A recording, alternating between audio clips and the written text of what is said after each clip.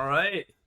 Hello, hello, hello, and happy Sunday morning. We've got 2 minutes left in Sunday morning, and I am very excited today to start Final Fantasy V. If you look at the side banner here, I said just change it up, change it from Final Fantasy IV because we recently beat Final Fantasy IV, and now I'm really excited to start Final Fantasy V. I have very little recollection of five. I probably beat five when I was I want to say I probably beat five uh, at this point over 15 years ago. It's been a long time, so I have very little memory of it. I don't actually remember the characters. I almost feel guilty. I was thinking about it, like, what do I remember about these characters? What is even going on? And I know very little. So it's going to be really nice to dive in. The copy I originally beat was on Anthology for PlayStation. I wish the art was better because if you can look here, it's like you see Final Fantasy V and 6. They were packaged together on PlayStation. I got the Greatest Hits edition. You know, when you're a kid, I wish I had the non-Greatest Hits, but um, the whole point is like, you're a kid, you don't always have money, so you got to make sure you pick up what you can and you enjoy it. So pick that up, played through it, have really fun memories of 6, but I just have no memories of 5. So I'm excited to jump in, see what I think of 5, and just have a good time. I've heard really good things. I've heard it's a little bit divisive in the community.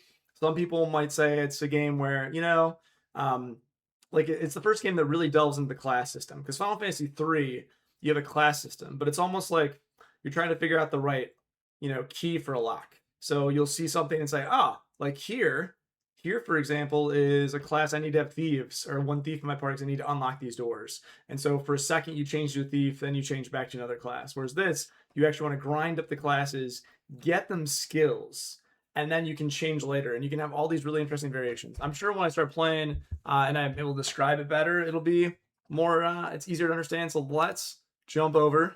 Really excited to start. Play with some settings here. Let me get started.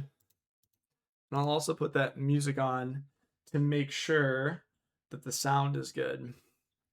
Give me just 1 second.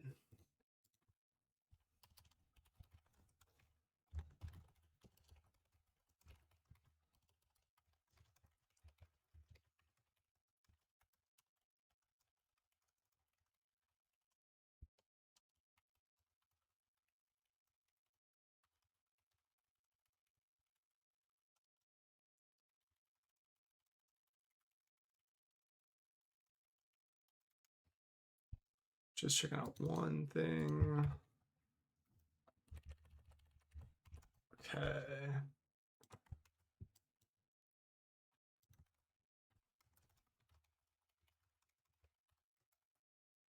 Alrighty. Got that done. Excellent. Waited so long that my Bluetooth was actually turned off. And now let me actually turn on the game music. I want to make sure that's not too strong. There we go. The music you didn't hear earlier, but I really enjoyed the theme song for Final Fantasy V. I enjoy it quite a bit. So let's jump in.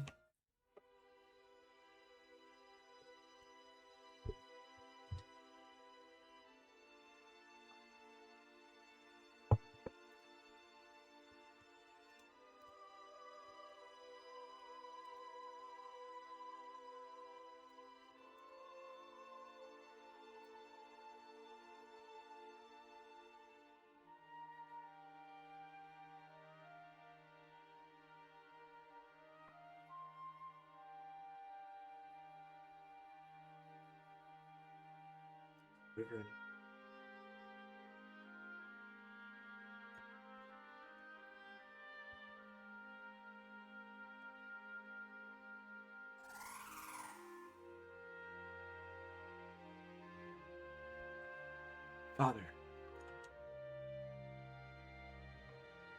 do you really have to go? Think I could? You know I do, dear. I need to protect the castle. Under no circumstances are you to follow me. Do you understand? But Father, this is just going through automatically. Something is wrong with the wind. I must go to the wind shrine to make certain nothing's happened to the crystal. Yes, I've noticed it as well. But to go alone is... Lena, don't worry. I'll be fine. Have faith.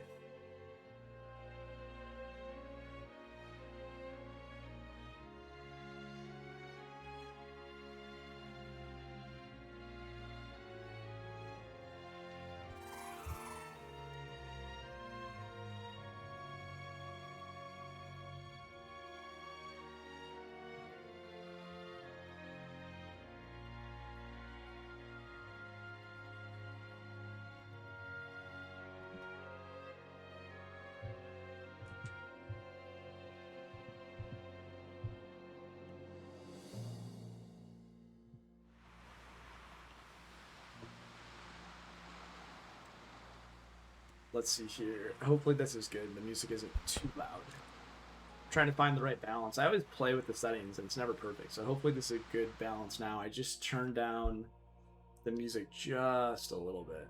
Just a little bit here. So that then when I'm talking, it works out. Now we're seeing these characters. I've got to hurry. So now we're getting introduced to the characters you're going to play in the story. Other things in the world are going wrong.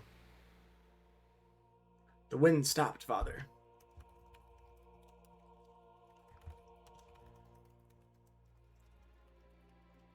I imagine then his women literally can't fly without the wind. Maybe I'm wrong.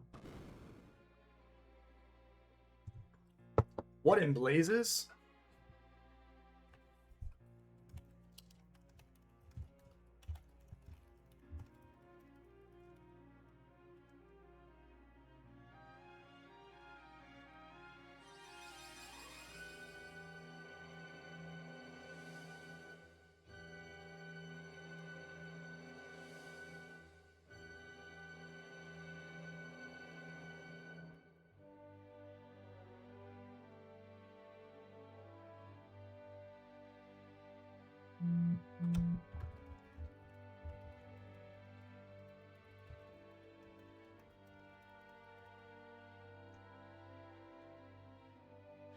This is Bartz and Boko, and they're around a campfire, and they're startled. I just automatically happen. These really wanted you to take this in. Ooh.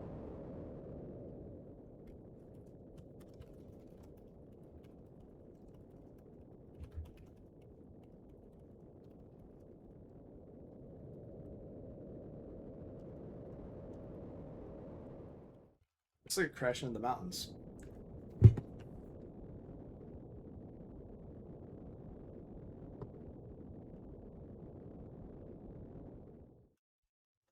Turn the sound down just a little bit more. All right, and now they're giving me the button commands that I can press. All right. Salim Farstrider, thanks for dropping in.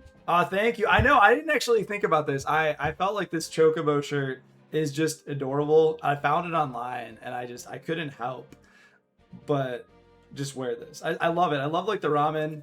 They also had some other cool shirts where there was like a cactar and also a Moogle eating the ramen, but I really like this one. Yeah.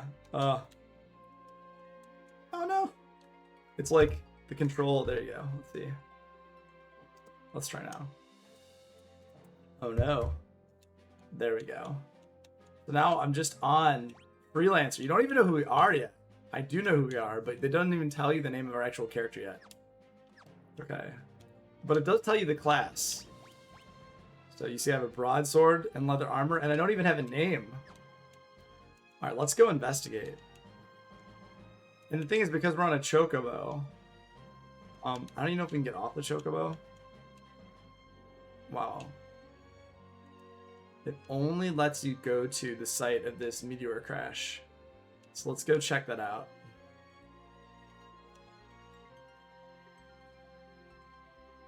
Tycoon meteorite. Okay. Not a meteor, a meteorite. Ooh, and I jump off now. Boko, wait here, okay? I love the nod. I love the nod. Alright. I love that the Chocobo's like, yeah. So we know his name first. We don't actually know your name, which I think is kind of interesting, right? Also, I don't love... Ooh, is there something here? Right. I don't love the map. Like, I think it's cool, but I feel it actually takes away from playing the game. I know I've talked about this before, so I don't really want to... Uh-oh. What's this? Those look like goblins to me.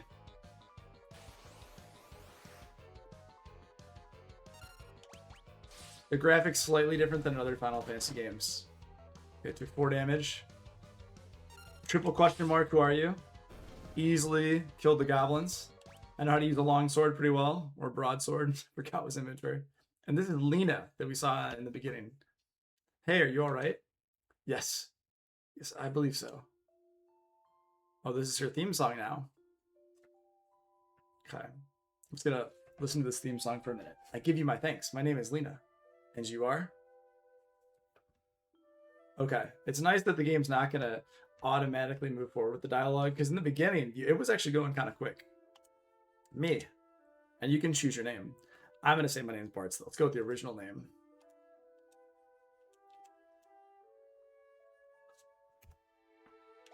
Use this name. Some characters and symbols may not spell it properly. Yeah, I'm going to do Bart's. That's his name. Call me Bart's. Me and my chocobo just go wherever the trail leads us. Bart's. This meteorite. This rock suddenly fell from the sky. The impact must have knocked me out. Guess it's a meteorite. A meteorite. I wonder if it has a connection to the wind stopping. Maybe. Again, I give you my thanks. I wish I could do something more to show you my appreciation, but I really must go. Whoa, whoa. Hey, hold on a second. Bart's, did you hear something? Huh? Oh.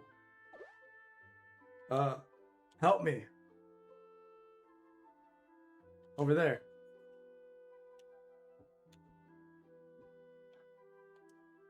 Is this... Are you alright? Old man. Where am I? Oh, my aching head.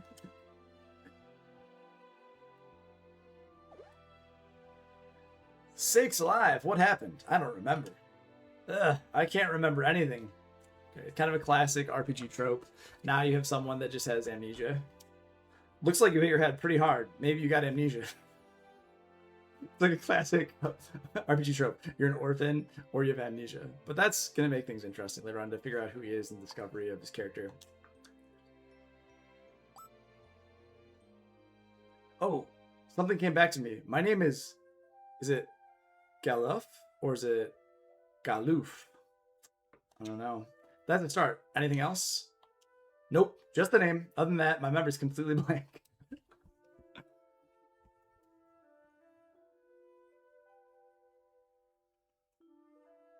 I'm very sorry, but you must excuse me. I have no time to waste. Where are you going? I must go to the Wind Shrine. The Wind Shrine. Now that you mention it, I'm pretty sure that's where I was headed. It's decided. I'm going with you. But I've got to get to that shrine. I feel it in my bones. You've got to take me with.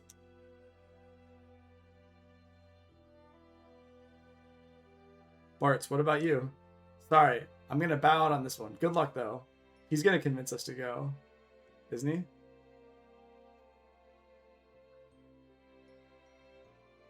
Bart's, thank you again. Farewell. Godspeed. And all that whatnot.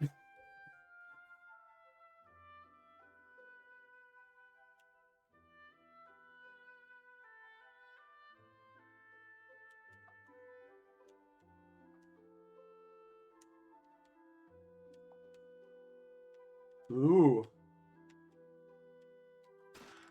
Phoenix down. That's kind of tricky. That map. Ooh. That's cool. It really kind of makes you want to pay attention to your environment. And these this is the first time I feel like in the Final Fantasies where you kind of have this, you know, your foreground and your background.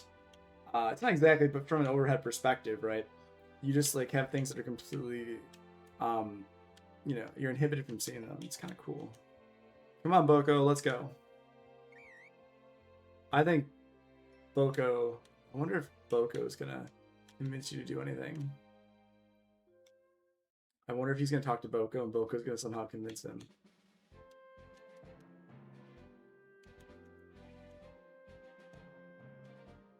If something's gonna happen. Boko stopped on you. Ow, Boko, bad chocobo. What are you doing stopping like that? Boko's upset with you. Now, don't you give me that look.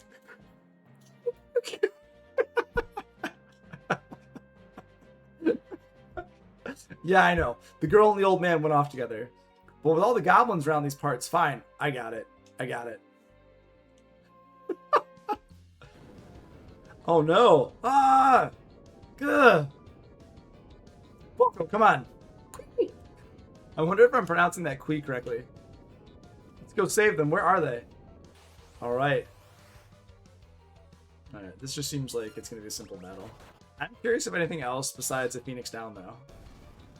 And this is where I can check and see my inventory. Few potions, items, a broadsword. Okay. There we go.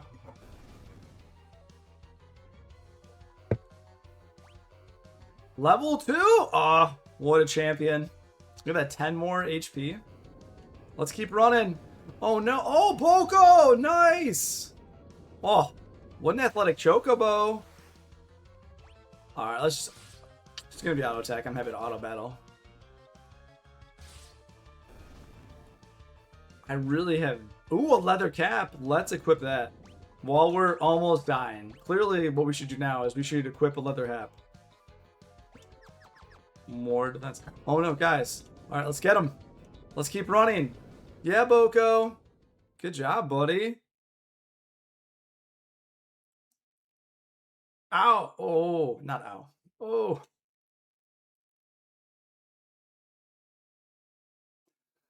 That graphic. Good morning. Bartz. It seems I can't escape being in your debt.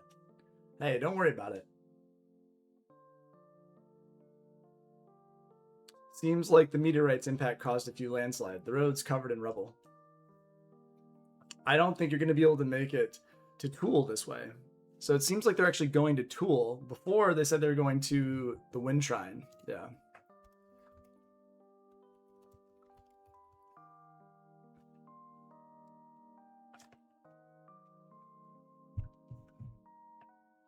But if I can't get to the Wind Shrine, then it's not good.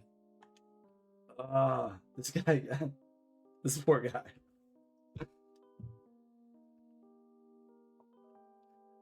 Wind Shrine, gotta hurry. It'd be crazy if him getting knocked out made him remember everything. You're like, that was a weird unexplored plot point. The old guy is pretty dead set on getting there too.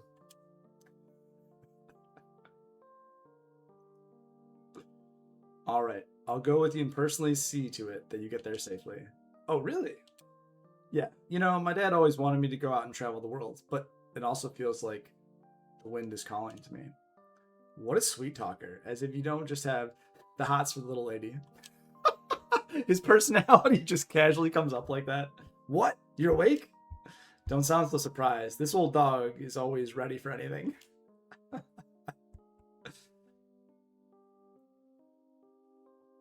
Still, if the road's blocked, that makes things a bit more difficult.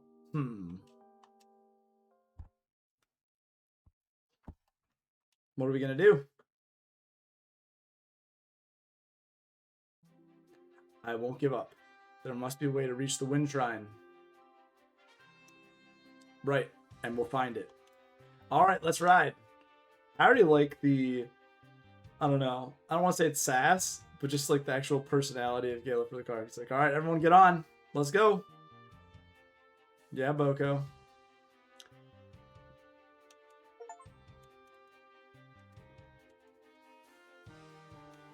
It's so interesting. The game actually just literally cut you off. And so then from going here, but the earthquake actually allows you now, or the landslides allowed this cave to open up that was not there before. That's actually a pretty clever game design move, right? Because before you're like, wait, is it there? What's going on? And now, boom, you have it. That's great. I like it. So this is interesting because in every other Final Fantasy, you're not allowed to take chocobos with you when you travel anywhere. So Final Fantasy 2, you get on them and you just ride them around. In 3, you actually ride a chocobo around the whole island. You get a little achievement for it, which is cute, the starting island. And then in 4, they actually start to differentiate.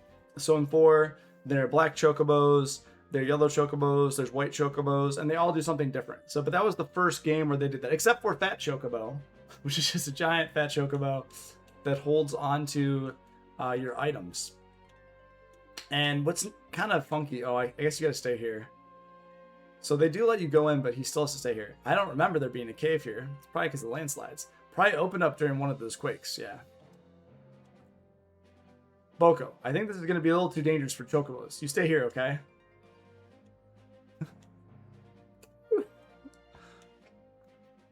Really need to figure out if I am pronouncing that correctly. I also feel like Yeah, I don't want to use the map. It's going to take away from everything.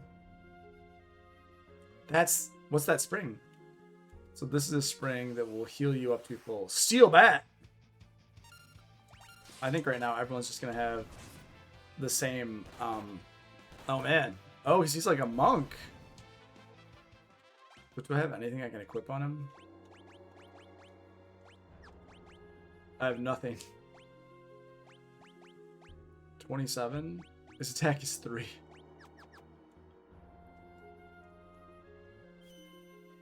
This is a recovery spring. HP and MP restored. All status ailments removed. Knocked out allies revived. Okay, and you jump back. I love the little graphic though. You're like, yeah, we're powerful again. All right, all these are just going to be auto battle. But basically, if you wanted to stay here and grind, you could, which is cool.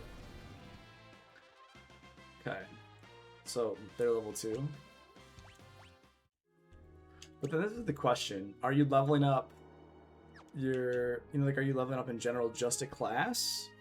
Are you leveling up your character?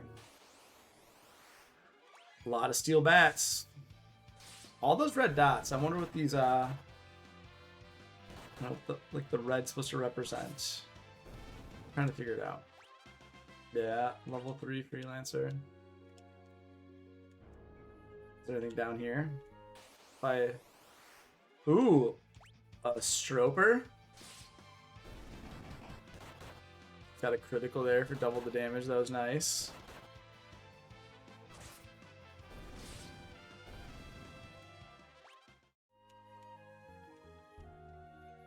Ooh, a pirate. Oh, they're hiding. Oh, I love that graphic for hiding. That's so cool.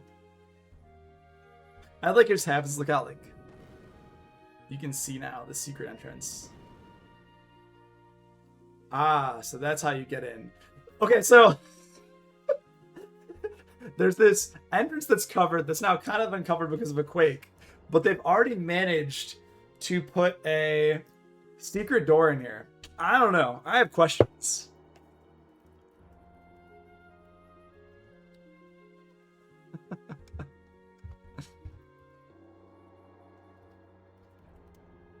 I mean, I find that, I don't know. I find that a little confusing, but okay. All right. It's Final Fantasy. The realm of possibility. It's there. Let's see. She has slightly less health. Let's go put the leather hat cap on her. Double her defense at this point.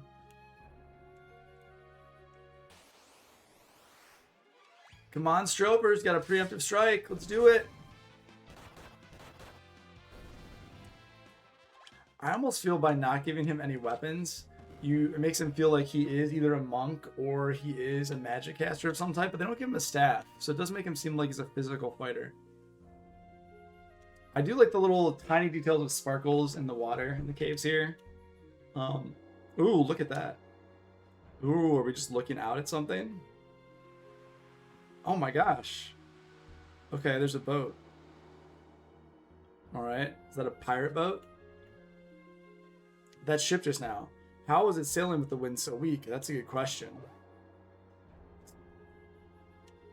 Can we look again?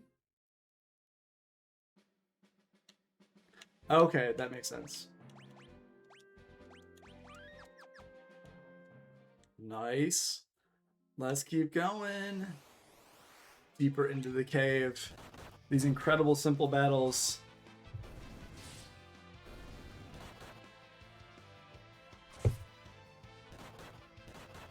Yeah. Level 3. So this is, I don't like the map, but I feel this game already seems like, just based upon the very first world map, with the first map you go into, that there's going to be some secret items or secret things. You're like, okay. Ooh, definitely, yep, pirates hideout. Let's be sneaky. Can we go this way? There's nothing here. Okay, I wanted to see. I kind of like this music too. This is cool.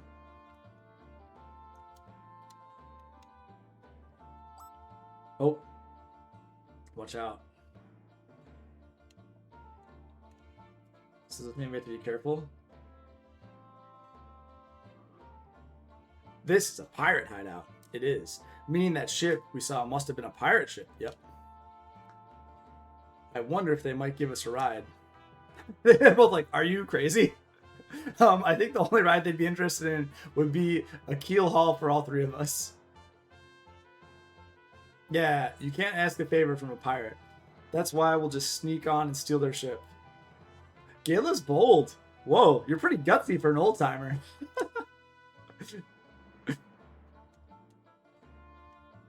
Alright, let's obviously press this. Clearly a switch. Alright, oh, we don't know what it's to, though. Okay, well, this guy asleep? Huh, he's sleeping. I love how they just let this guy sleep. Like, no big deal. Why are these guys sleeping? I guess that's the only way they can actually allow us to really move forward and steal the ship. This seems concerning. Is it all an act? Like, are they only pretending to sleep? Peculiar. Peculiar. Also, I want to know what this, I don't know what that did. It's gonna bug me. Like, there's something secret somewhere I need to see. Oh, I don't want to use the map, though. Just don't want to do it. Nice, run the ship. And it looks like there's no one here, which is just wild. You want to go down below deck? Is everyone sleeping on here, too? I will say it's... Okay, I was supposed to say, there must be some rooms here, right? You're like, yeah, let's just... Captain, fix the rudder, take the helm, Sildrell. Man, these guys must just be really overworked. Because... they're just sleeping on the job. This isn't good, right? Clearly, you would think that you'd want to be doing... Oh, was this the captain's? It's locked. Well, I guess we steal the ship. And then what ends up happening is the pirate comes out of his locked room and we go from there. That's my guess. Yo ho ho and stop. Time to cast off. I like the goofy personalities of characters. Did we take the anchor up? Well, cast off means start sailing, kid. I know that. This wheel won't even budge. How do you work this thing? You try working anything and there'll be the devil to pay. Yeah, I was Theo. Trying to steal my ship, are you? You've a lot of brass, or mayhap you're just lacking in brains. I'd wager it's the latter. Wait, I am Princess Lena of Tycoon. Please accept my apologies for attempting to commandeer your ship. What? She's a princess. So the girl's royalty. Sir, this is a formal request from the Kingdom of Tycoon. Please allow us to use your vessel. I must get to the Wind Shrine. My father is in danger. Ooh, the Prince of Tycoon, here on my ship. I'm sure we could fetch a tasty sum for this one. Hey, leave her alone, you degenerate, lecherous, piratey pirate. Piratey pirate. I beg of you, please. She has a pendant of some sort. That pendant.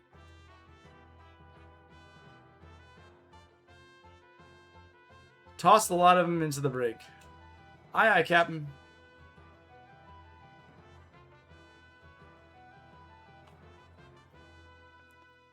That's not good. That's not good at all. I love the graphic of being tied up with rope.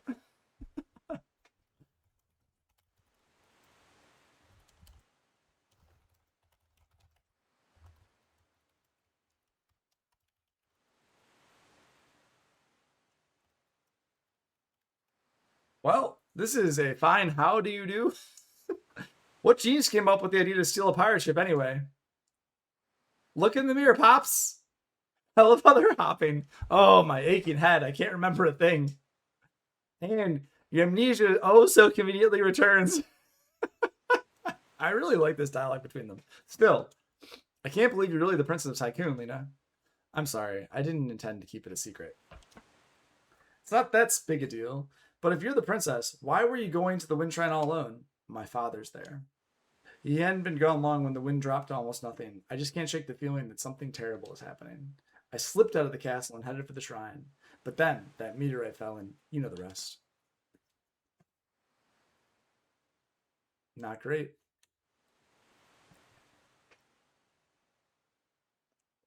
I think it's cool that they're actually going to see Ferris and he's going to have a reflection. That's actually a very cool transitional move. Why does the Prince of Tycoon have the same pendant as I do? Ah.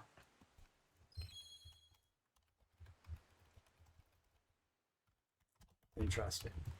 She said her father's at the wind shrine.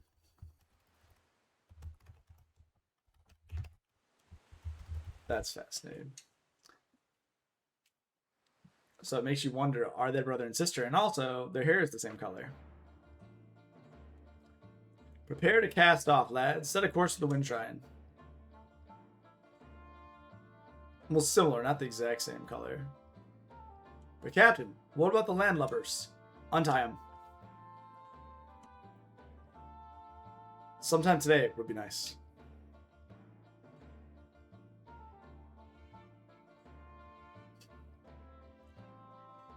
But why? I reconsidered your request. You can go back to the brig if you'd prefer. Pull anchor. We sail for the wind shrine. Hey, something wrong with your ears today? I hope I don't have to repeat myself. Well? Aye, aye, Captain. We already get a ship. Not even 30 minutes into the game. Pretty cool. To the crow's nest you go!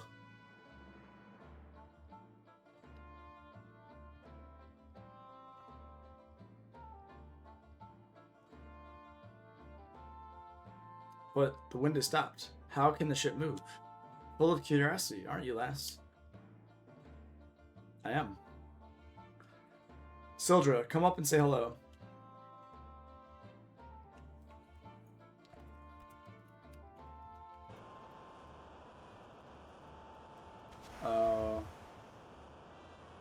What?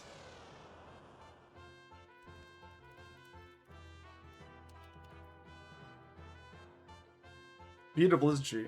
Sildra and I were raised together. We're close as siblings. Is that a dragon?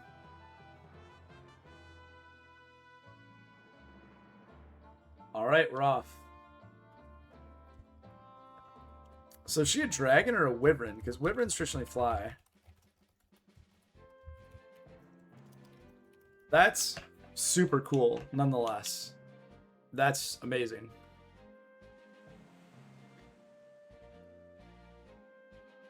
Captain, shall I sail for the wind shrine for ye? No. Let me just explore. Let me just explore a little bit. Alright, so that's where we were. This is obviously like an inland sea. Okay. This will get me somewhere else. Okay, this is obviously, okay, it's a canal. And up here's a forest. That looks like that's the wind shrine. If I had to put money on it. Ooh, there's something over there. Ooh, there's a town. Let's stop here.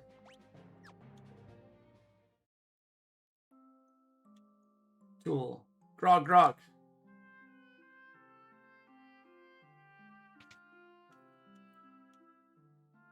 Grog.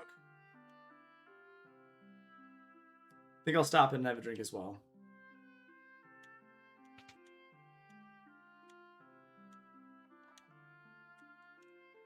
You look like a little wet pioneers. How about I take you to the Greenhorns Club? Oh, so you'll be back? I'm trained to be a bard. Listen to this. Long, long ago, in the canal to the east, a big old ugly monster was having a feast.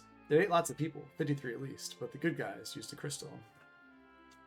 I think this might be useful for something later on. I'm not sure. I feel like later on this is definitely a hint of some sort.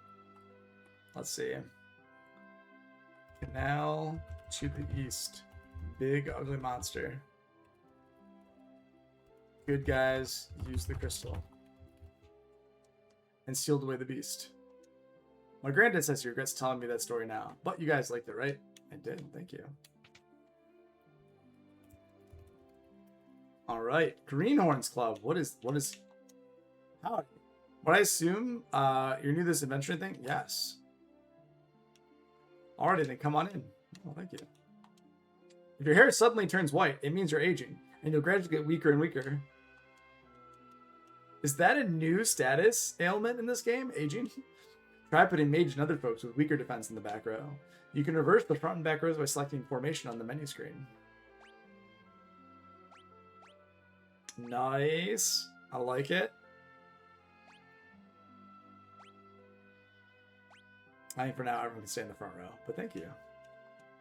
You can harm ghosts and the undead with recovery magic such as Cure.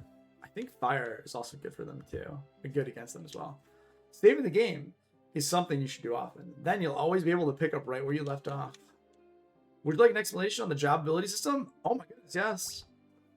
I don't think I even have jobs yet, so this might be awkward.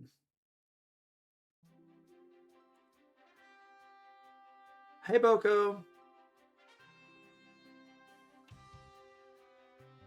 Fragments of the shattered crystals are imbued with the power of legendary warriors. The 4 chosen by the crystals are granted use of those powers in the form of jobs. I don't think I even have them yet. Wow, look at all these jobs I don't have. You sure you want to change jobs? Yes, set character abilities. Black magic level 6. Okay. So this is where you can start to really grind and goof around with characters. By assigning jobs, the 4 characters can gain special abilities that correspond to those jobs. Okay.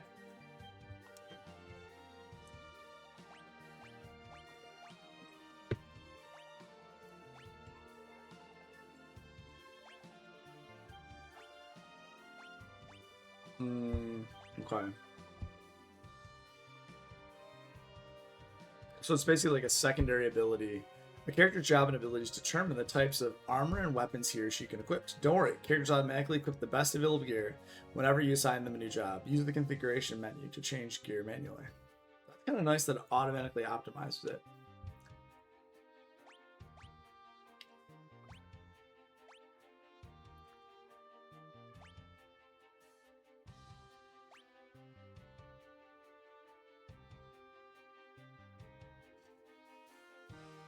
By mixing and matching different jobs and abilities, you can create warriors with unique skill sets, such as a black mage that can use the jump ability, or a knight that can use white magic. Let's take the latter as an example of how to use the job system. First, we'll set our job to that of a white mage. Alright, let's do it.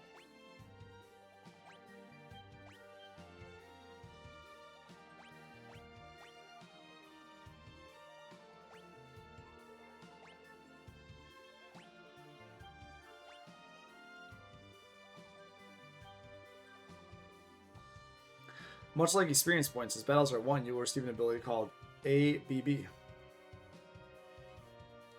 With enough ability points, you'll gain white magic ability, white magic. Now let's switch jobs to that of the knight and choose white magic as the ability.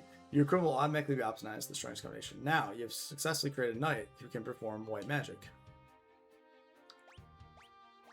Got ya.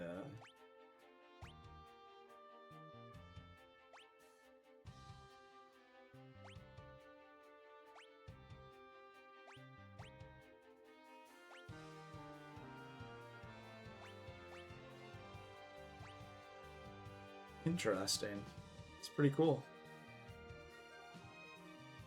Yeah.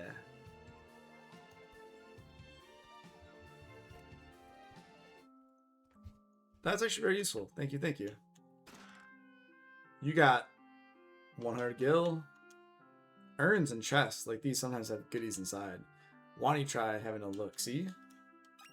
Found tent. Phoenix down. Potion. Oh. Ether. Yeah, that's the thing too, right? Keep an eye out for secret passages. Try walking through the wall to my left. You can catch my drift. Thieves can learn the ability Find Passages. Then they can see secret passages, no trouble at all. Yeah, I think that's pretty much imperative for the game to find secret passages. I think it's something we're just gonna have to do. And that's okay. I'm good with that. Ooh, these stairs. Go. You probably noticed those numbers that pop up during battle. Well, white numbers indicate damage taken, and green ones are hit points that have been regained. Thank you. Press and hold the L and R buttons during a battle if you want to run away. But beware, not all enemies will let you go. How about affiliating a couple useful abilities? Yeah, let's do it. Two-handed. With this ability, when you have a weapon in one hand and the other hand is empty, your attack strength doubles. Basically, you're using a one-handed weapon with two hands, so you can attack with a heavier swing. Sprint. As long as one person in your party has sprint, you can run faster through towns and dungeons by pressing the cancel button. Just have someone in your party become a thief and you're set. Blue Magic and Learn. Blue Magic is the art of learning monster special techniques. However, to learn them, you'll need to set the Blue Mage ability Learn and then get hit by the enemy attack. Only then can you remember it. You can learn attacks like a Goblin's Goblin Punch, a Steelbat's Vampire, or a Moldwin's Arrow. But to use a monster's skill in battle, you'll need the Blue Mage's ability, Blue Magic. That's cool. This is the first time they introduced the Blue Mage, which is nice. When your hit points begin running low, use a potion or white magic, such as Cure, to restore them. Wait mode. In the configuration menu, there is a setting called Wait. If you switch your battle to wait mode, the action will pause while you're in the magic or item windows, allowing you to take your time selecting them. No way, that makes things much easier. Hee-haw! Sometimes monsters hide in treasure chests. Try to be more careful from now on. You're telling me there's much. Oh my gosh. Trickery. So there's an item. Leather shoes.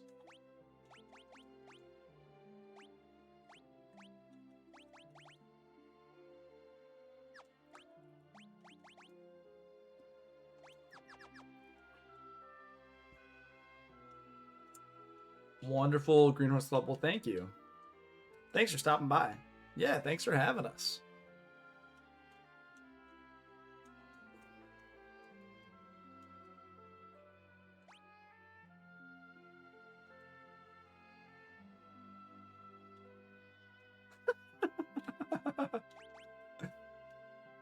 That's great. Spinny, spinny, spinny wheel. I think I'm going to throw up, but I'm having so much fun. Kind of seems like the winds died down some, don't you think? I indeed do think so. I feel like there's something around here. Let's see if I can get any more weapons for these guys for now. Wow, a lot of different weapons around here. Don't forget about me. Oh.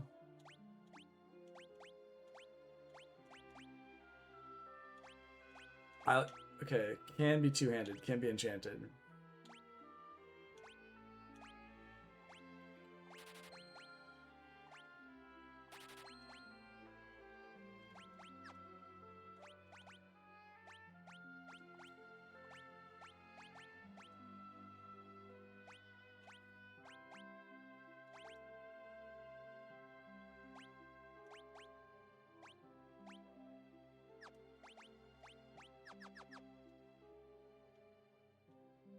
See ya. Don't forget about equipping me. I'm worth equipping. I'm just gonna drink some beer until then. He's gonna come back, right?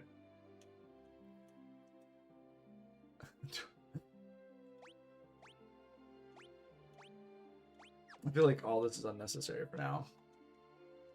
See ya.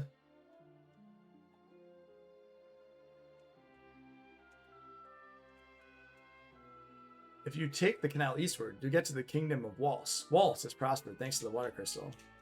My guess is there's probably a problem with the water crystal too. If I had to guess. Hope there isn't, but if I had to guess. The beast in the canal only seems to target women. Interesting.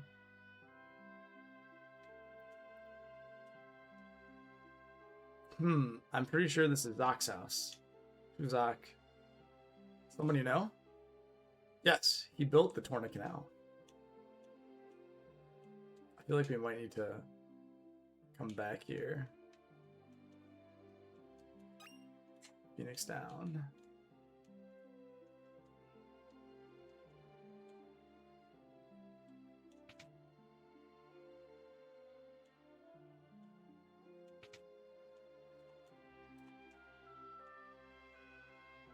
Pretty big house, but doesn't look there's a lot. It's a lot of space. But doesn't look there's actually a lot happening in Zach's house. Looks like Zach isn't home. Okay, then let's check back later.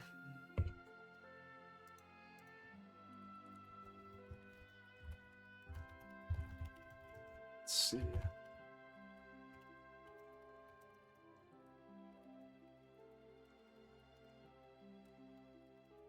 Yeah, Zach's home.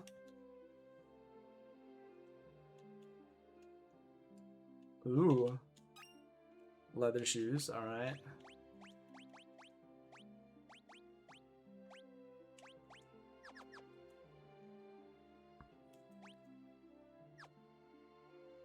Let's see, magic. There's no other jobs right now, so what can I do for you? So I think I still have to buy these.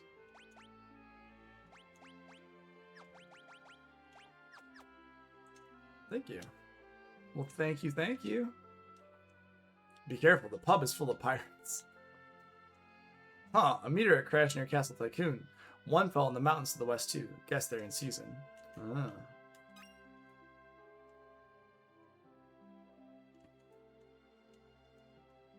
Great snakes! The pub's been overrun by pirates. The wind crystal's power is amplified by a machine. It lets our ship sail even faster than before. The next liner from Waltz should really be arriving any time now. Except the wind crystal's in trouble. Oh my gosh. Captain's upstairs. Take a load off and drink. Captain's so dreamy. Sorry, there's nothing left. Those pirates drank the house dry. If you look real close, you're a fetching lass, Lena. Oh my goodness, how did she feel about that? We're only helping you because the captain ordered, so don't get the wrong idea. The pirate boss went upstairs. I'm not looking at anything. You're the perv here, not me. Get your mind out of the cover. Why don't you have a seat? Just keep your eyes on me. Tee. You can't talk to anyone else, okay?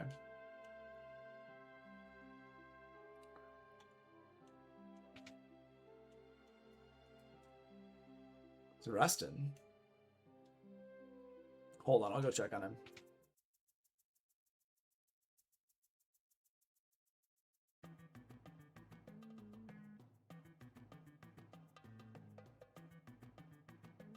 Bartz, what did you got that goofy look on your face for? What do you mean? Must have been a trick of the light or something. For crying out loud, shove over and let me see.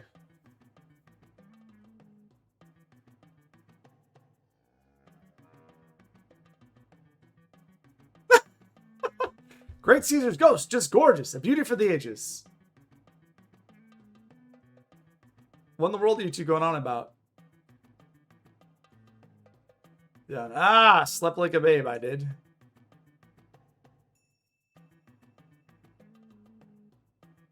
What are you two gawking at? Get a hold of yourselves.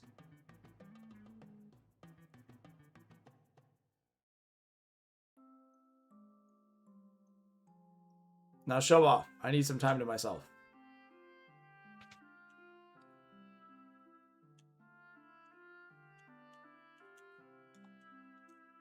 Interesting.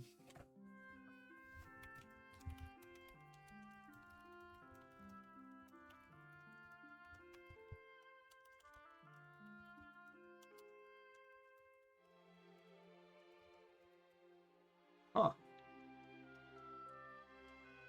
So it seems like, according to the characters, that perhaps Ferris is a female pretending to be a male. Huh. Thank you.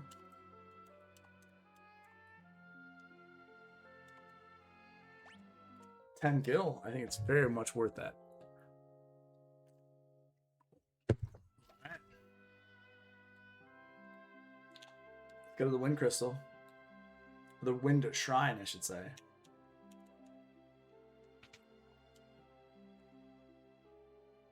Oh, trying to give me the slip. I think not.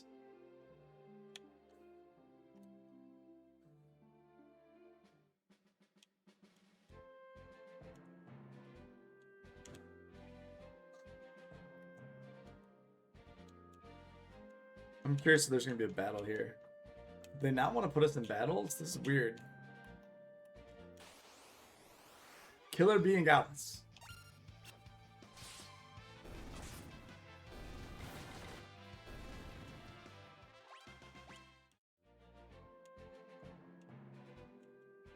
Alright, let's go to the Wind Shrine.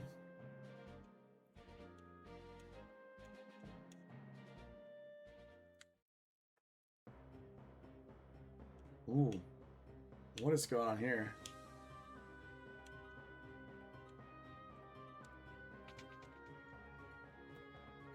Princess Leona! What's happened? Is everything alright? The wind suddenly stopped, and now monsters have overrun the shrine. What about Father? The king went up to the top floor. He has yet to return. Something must have happened to him. I like that these scholars look almost identical to the scholars in Final Fantasy III. The crystal's up on the top floor, right? Won't hurt to go up and take a look. Yes, you're right. Come on.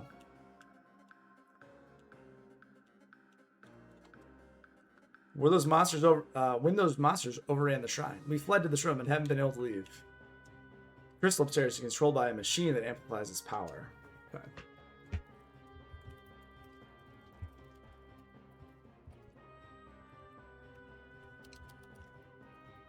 Lots of good notes to take. So much going on.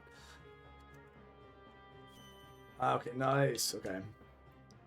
Princess, please take these with you. 5 potions. Drink this water to restore your energy.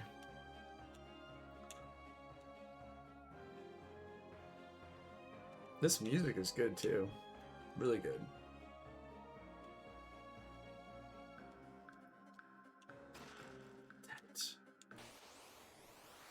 A white serpent. I feel like no one has the ability to do anything besides auto attack. So it kind of makes this early dungeon a little... This is a consecrated circle. You may rest safely in a tent or cottage or even save your game. Alright, I definitely will. Consecrated. So it's similar to the concept in Final Fantasy IV. They actually let you have save spots in dungeons.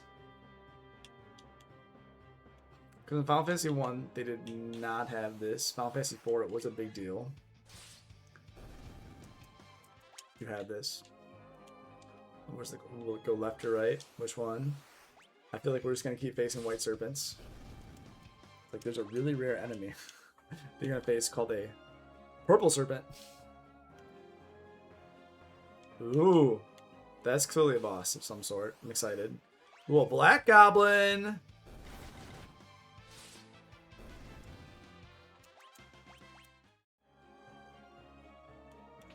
Before we go and face that guy.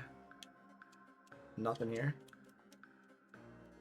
Okay, so similar to Final Fantasy 1 and 2 where they're like, nope, there's not actually anything there.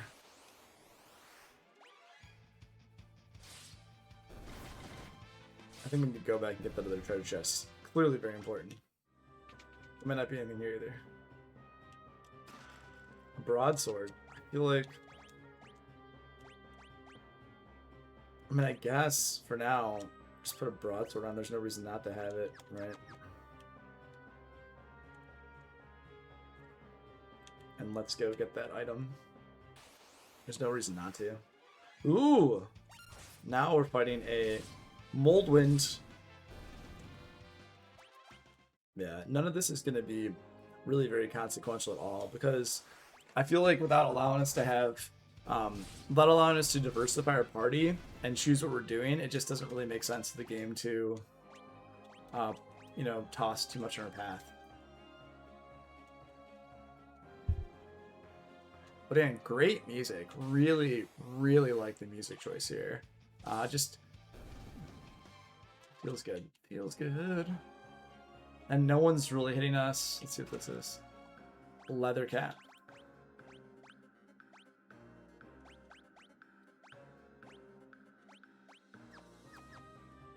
All of these upgrades are so, I want to say, like, inconsequential. It doesn't really, to me, make much sense to really focus on doing too much.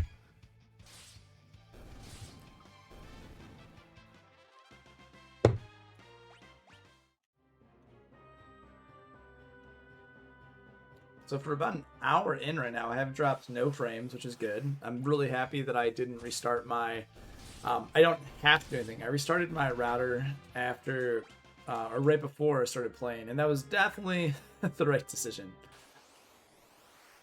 Just because, I don't know, I don't want to worry about there being an issue with my internet, and then I can't, do anything. Oh, hey, Joey, thanks for jumping on. I just started Final Fantasy V. Yeah, I'm having a really, really good time. Thanks so much for jumping in and watching. It's so far, I mean, obviously I haven't even gotten the ability to use jobs yet, but I'm having a good time. Ooh, this guy's not playing around. I feel like there's nothing we can really do though besides just attack. And I mean, I imagine. Okay, breath wings, so now potion time. Yeah. Okay, I feel like. Alright.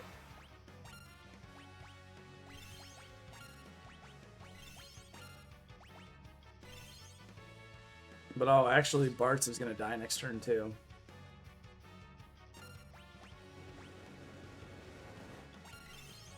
Okay, I'm a little nervous. Let's attack. Defend. Defend. A Fierce Talon Swipe will meet those who attack when its wings are closed. Okay, obviously don't attack when its wings are closed. That makes sense.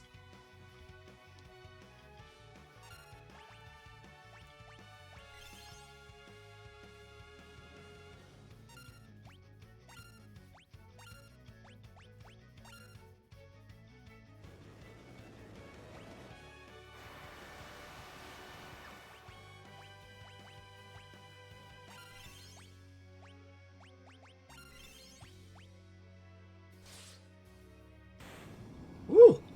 I will say, for a first boss, that guy was not really goofing around. And if you didn't... I will say, yeah, exactly. Final Phase 4 Mist Dragon. Like, you gotta be careful when not taking. But I will say, for a first boss, that guy's not really goofing around, I feel. Considering the fact that if you didn't heal with potions and he hits you again, like, your guys are gonna go down. So, compared to the Mist Dragon, I felt like I personally didn't think it was like quite as intense. Ooh, a Manny Wizard, that's new. Oh gosh, no, don't turn that off. Don't heal pots. Oh, now I wasted all my potions, so just auto battling. I'm being silly. Look at me, a rod. Ooh, okay, I wanna. There we go. Okay. But the simple fact that they were happy to throw that guy at you right away. Yeah, that was a little bit more than I was expecting, but in a good way, right? I'm happy they did that. I'm happy they did something different.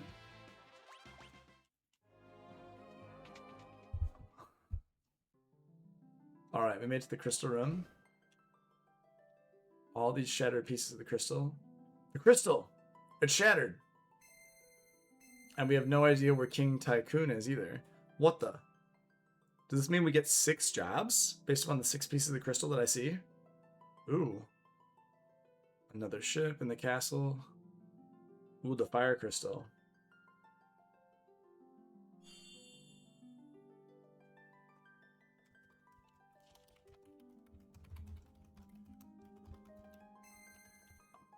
Courage, the essence of flame.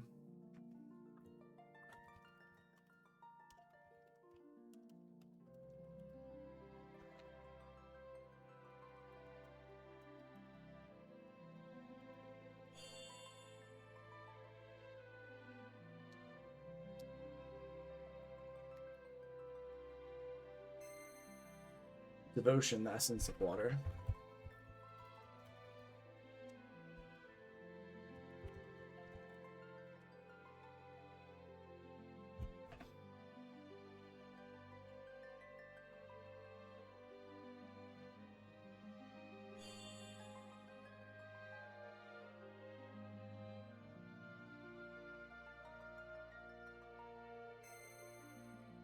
Hope, the essence of earth.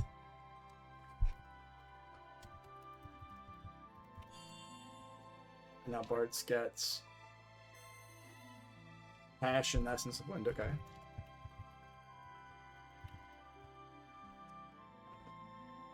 What was that? What's happening? It feels warm. Are these the crystal's essences?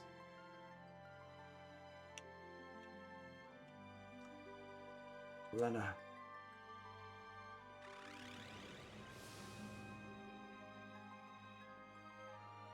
Father. Listen and listen well. You are the chosen four, the warriors of light, bearers of the four crystal essences.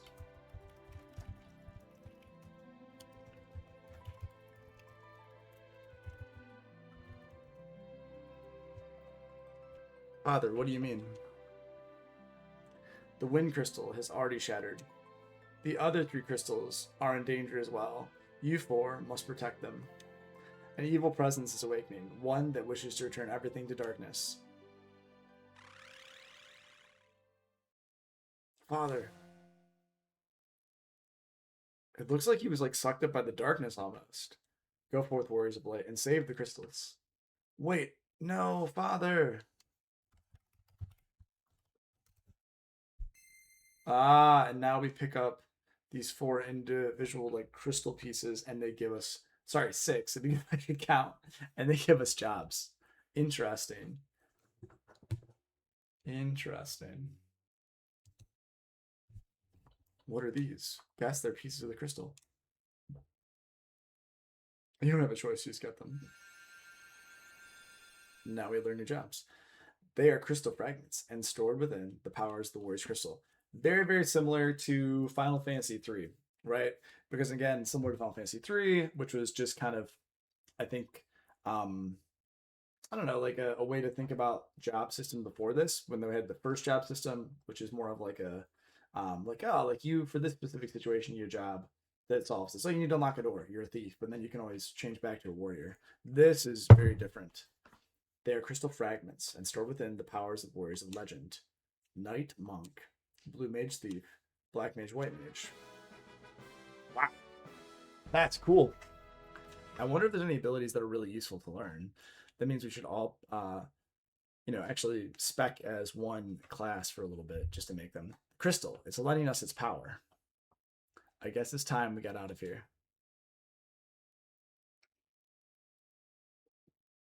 Lena. There should be a warp panel behind the altar that will take us outside. That's super cool. Yeah, let's leave.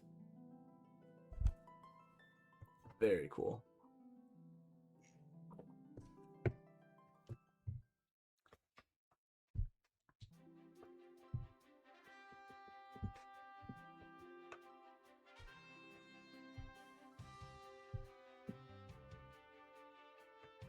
Would you like an explanation about the crystal fragments and the job ability system? Sure. I feel like I already listened to this, but the fragments of the shattered crystals are imbued with the power of legendary warriors. The four chosen by the crystals are granted use of those powers in the form of jobs.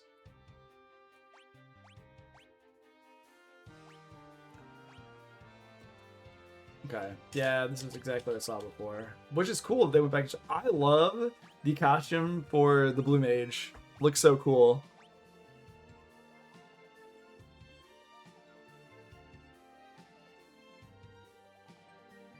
Oh, Joey says, just to give you a heads up, Final Fantasy V has a lot of points of no return. Either you can't go back at all, or you can go back much later in the game. I'll try to warn you when they're coming up, because I'm not kidding when I say it's a lot. More than any other Final Fantasy game. Oh, that's a bummer. I felt like in 4, it wasn't too bad. It felt like it was more the area, like the Babel areas, right? Like the Tower of Babel. And I think I'm not going to get this right, but it was the Tower of Babel, and then it was the Living Statue of Babel, and then it was another part you couldn't go back to it. So you need to make sure to kill enemies and get the chest in those 3 sections. I think there were 40 some chests you couldn't go back to, but everything else you could go back to. And Final Fantasy 3 was not. I think it was actually a little worse, because there were certain places you couldn't go back to if you wanted to get 100% of the item collection. So that was something that's just different as well. So if you're looking to like 100% the game, and I've 100%ed everything in the first 4, and I'd like to do it here too, if possible. So thank you for that. It's helpful. I also already read through this, so I feel like I should just click through it. Yeah.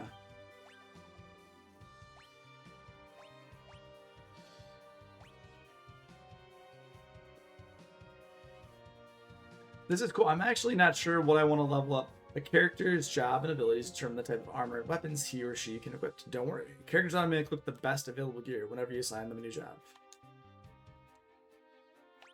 Yeah, I did go through all this earlier.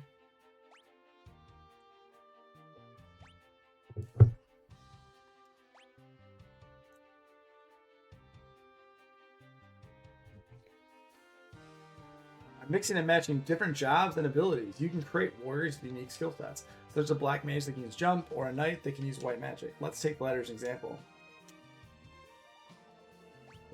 I'm glad I'm seeing this again, but at the same time, I feel like I could have saved myself 5 minutes by just saying, yeah, I understand. But I am kind of curious later on what jobs are going to have the best abilities. I feel like Thieves, just because of A, steal, B, C, hidden passageways, already seem very useful to me. I've already read this, so I feel like I understand what they're trying to say. Getting the APB, or ABP, excuse me.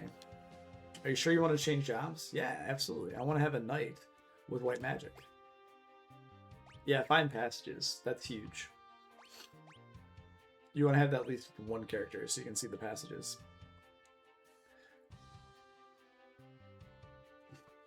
Boko's so cute. Yeah, I dig Boko. He's pretty cool.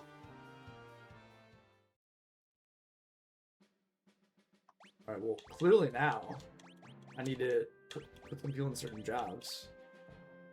So only daggers. I feel like Ferris very much seems like a thief. Okay. Steel. That's all I've got. Okay. Alright. Bart's.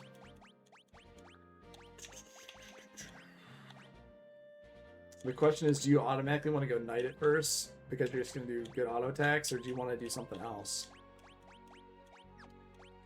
I feel like I need to have one white mage so I can have higher level white mage stuff to do. Yeah. Yeah. I definitely think I need to have a white mage. I feel like he could be a monk. Oh, I love him as a monk. Oh, that's great. His thief, he just looks kind of silly. Looks like he's got a... I love it. I love his black mage too with the beard. Amazing. Amazing. Kick, okay. Ah, it's like Yan. Okay. Final Fantasy V is the hardest game to 100% by a landslide. Combine hidden items everywhere, points of no return, hidden paths, and a lot of secrets. Well, I'll do what I can, right? I'll do what I can. I'll see what I'm up to. I also, yeah, I think the secret paths is going to be the hardest one. But nonetheless, you know, just gonna have fun with it. Not gonna worry too much. Okay. Should I pick a knight at first? I feel like I want to pick a knight, but I feel later on I'm really gonna need to have the thief. I'm gonna goof around for now, and then see what happens later. Okay. Oh, Lena's very cool. Thief, freelancer, blue mage. I love her monk, and kind of having like the bun, or maybe she has double buns. I assume that's super cool. I like that a lot. Ah, okay. This is where I think things are gonna get interesting. Yeah, I think things definitely could get interesting if you wanted to get certain skills. Stray cat. We haven't run into you guys before. Kick. Oh my goodness. Made quick work of that situation. And so we can level up and then also get ABV. Okay. Very cool. So it looks like leveling up Okay. Okay, so regular leveling, and then to level up, it's like the ability points. 8, 8, 13. Interesting, like, and okay. But look here. So it's just the number of battles. Try not to, a small tip. Try not to run away from battles. I won't say why, but let's just say the game will keep track of it. Okay, that's good to know. In all of the Final Fantasies so far that I've been playing, I have not been running away from battles. I have really just kind of been sticking to it. I haven't been running away from any battles. I think there was, yeah, even in Final Fantasy 1. Final Fantasy 1, thinking back, I fought all those battles. I didn't run away from any of them. I know they're different games, obviously. And then in Final Fantasy, let's see, Final Fantasy 2. Final Fantasy 2, I didn't love that game a ton, but I thought it was fine when you could like have characters in a certain place do certain things, and so I just kind of grinded for a long time. I got them to a certain place, and it was decent. I love Kick, by the way, love Kick, excellent ability so far. But for 3, no, even in places where you had to have characters in you had to have character trunk, or you had to have mini cast on your characters, right? And even after you cast mini on your characters, what you would do is you would cast mini on your characters, and the characters would then, for example, what do I want to say? You cast mini on your characters, and after you cast mini on your characters, what would happen is that you would then go into dungeons, for example, and you could only do damage via magic. Nothing else you would really do damage with. So that was kind of cool. Okay, so now Bart's mastered cover. Lena mastered white magic level 1. Faris mastered find passages. Okay. So what I think is cool about that, let's see, and obviously they have another level. Okay, so now they need to level up much more. And so abilities. But if, for example, I now swap jobs with Faris, and say I make him, just for example, I make him a black mage, I can put fine patches on him. That's awesome.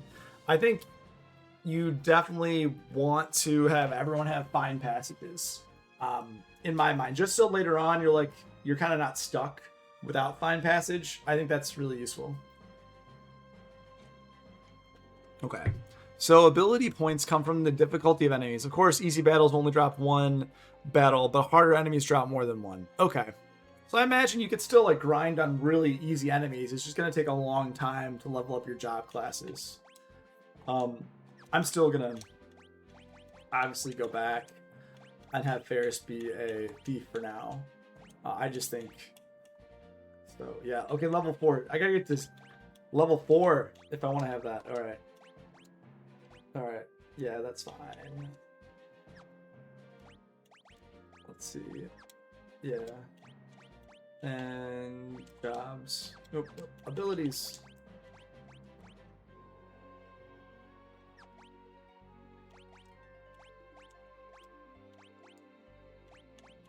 Okay, and that's just perform level 1 night magic. That's not bad for later. I think that's actually can be quite good. I feel like, depending on where I'm at in the game, I might want to do a lot of grinding off stream just to have cool character combinations. Because this is fine. I enjoy if there's people on to chat with and things like that. Like, I think this is really cool. I like that.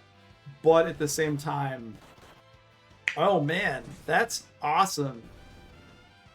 Like, Galeb, that's so cool. Like, at the same time, I think if you grind off stream, though, one of the cool things is you're like, oh, I just did this and this and this, or I decided to get everyone, for example, like everyone was a thief and they leveled up a little bit, and then everyone has fine passage. So later on, I'm not kind of stuck with just one character, and if they don't have fine passage on, I feel like I'm stuck.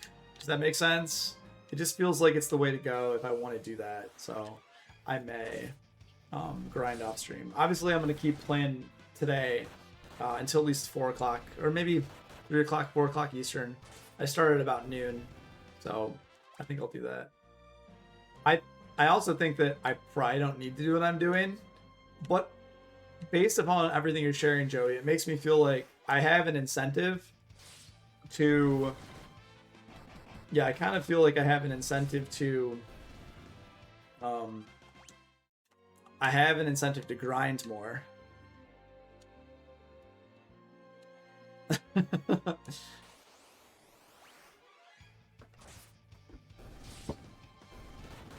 And it's fun to grind. Oh yeah, Monk seems focused. Oh, no, is this also the skill that Yang got in Final Fantasy IV? Where, let's see. Focus energy per strike with twice the power attack power as usual. So would that be he's like dual wielding, like boom boom, you focus, and all of a sudden you're hitting 90-90? That seems nuts. Yeah, he seems, I'm sure later on he's not going to be as broken. But having Fine Passage, though, only having to fight 10 battles with everyone as a thief feels good. But having to get up to level 4 thief to have Steel, I think that's the issue, right? Because some people say, oh, I have to grind to level 4 to get Steel, which, I don't know. But no, the cool thing about Fine Passage is now, if I missed anything, actually what I should do, I haven't done this yet. I should go here, and I should see. All right, got everything in Tool. Good job. Tycoon Meter, got everything. Cave, got everything. Pirate's Hideout. Ooh. I want to head back to that Pirate's Hideout. Windshine, there was nothing. Okay, that's cool. It's good to know so far, everything. I'm going to go... There's no reason to go back through here. But what I can do, actually, is I can heal up. And I'm going to see if I can share with them what's happening. We will stay here and pray that somehow the crystal may be restored. Princess Lena, the wind is becoming weaker and weaker. Perhaps the amplification machine overloaded the crystal, and that's why it cracked. Even here, the wind grows weaker. If it were to stop completely, then what? If the other 3 crystals were to shatter as well, then oh dear. The crystals in Walth and Karnak are hooked up to the same type of amplification machines. I can only imagine that this game, in regard to speed running it, would be pretty interesting, right? Like, speed running this game as opposed to speed running the other games seems like it would be pretty cool to me, because you're really trying to think of just like these different actions and how they're gonna impact your party. Like, you're like, oh, if I level up this character and then I have this combination later, I can use these really broken combinations. Like, that to me just sounds quite fascinating, because it seems like you could just do so much kind of like metagaming with the party system that maybe, ooh, a Bandersnatch. Interesting. Or a Steel? Stole Potion, alright, cool. Oh boy, this actually looks like it,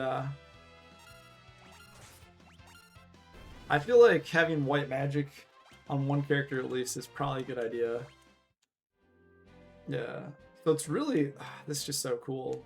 But I love the potential idea. Also, the fact that his shoes are green. Ski was like, are you kind of levitating a bighorn? Ooh, these guys look a little harder. Oh, yeah, look at that. 64. Kick. Alright. Still 1 ABB. Like, they're leveling up more. Should probably go get some white magic for her, so then we can be useful. Okay. Is he going to go to the bar again? Or is Ferris going to go to the bar? I'm still not sure about Ferris, which is interesting. So it almost seems like it's Crew's been there the whole time. Like, what? Oh, and obviously, go this way. Yes. What can I do for you? I would like... Yeah, definitely Cure. Let's get Libra. Poison. Oh, okay. So unlike Final Fantasy 1, where every character, or Final Fantasy 3, where every character would have to actually learn the magic, it looks like every character, if you're that, for example, whoa, Spellblade. What? Wait. What is Spellblade? What is called white magic? Oh, fascinating. Okay, you have white magic, summon magic, blue magic, and the bard. Oh, this is cool. This is really, the theme's really intricate in what you can do. Okay, 4 MP1. Okay. Yeah, this seems like there's so many options in customization. So if you like to really think about something strategic, I can see that this game actually has a lot of replayability. It seems like obviously the main storyline would be the same, but the fact that you can just go through and kind of do whatever you want in regard to how you shape your characters and how you can make things more or less difficult, or how you can rely upon RNG, that seems super fun. Or you can make some really, I imagine, you know, you can make some really broken builds. That seems particularly cool.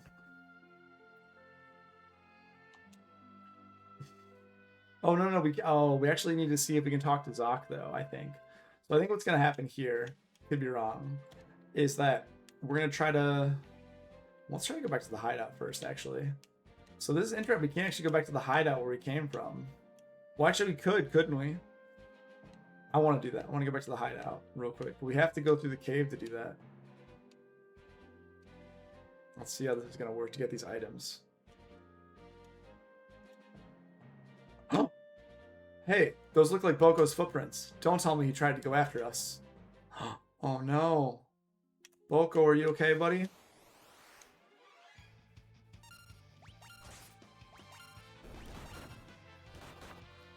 I feel like if you also want to get like all the blue mage, if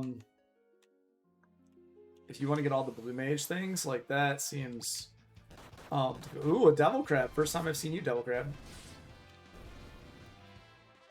That seems rough if you're just trying to get all of those, the blue. Like, I love the fact they put the blue mage in this game. It's the first time I've seen the blue mage. I think it's such a cool concept, but the time and effort and energy spent trying to track down all the enemies, I imagine, is like pretty time intensive, right? And also I want to see this, like, find passages. I want to see, obviously there's one, I think there's not one in here. I want to actually find it here. Yeah, welcome to Missable Secrets. Oh gosh. Yeah, it just seems like, oh my gosh. Well, I mean, I feel like I'm paying attention to a lot of this stuff, right? Like, well, so far there's not much to like not pay attention to, if that makes sense. It just seems like, okay, this would be the next logical place to go. This would be the next logical NPC or like location to visit. And let's just go back to the pirate hideout. Also, is Boko now here? That'd be cool. And okay, this, I'm not gonna lie, this is getting me. To put that Kuya bird to bed and be attendant to its wounds. Oh, what? Oh my god, Boko. What happened to you, buddy? Oh, okay, this is clearly... Okay. I think we open that up with that button. Before I do that, though... We found some strange bird lying in the cave. Wonder how it tastes. No. Let me talk to Boko. He's the best. Oh my gosh. Boko! Oh, he's been hurt. We found him zonked out in the cave, so we brought him back here. He'll be fine, now that he's in my capable hands. Oh, Boko. Please, if you can help him. I love the jump. Leave everything to me. Hey, Boko, gets better soon, buddy. Don't you worry, leave this bird to me. He just needs some rest. Then he'll be right as rain. Okay, that's good.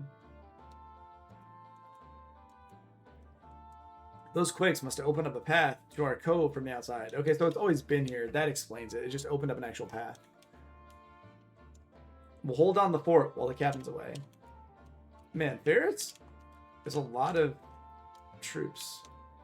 This is cool, too, this little Easter egg here. I love the fact that there is a map, like a world map in the Pirates Cove. This, to me, is just cool, right?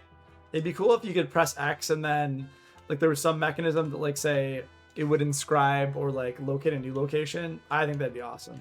But all right, I'm gonna go back to that button now. But oh, Boko! Oh my gosh, that's super cool. Yeah.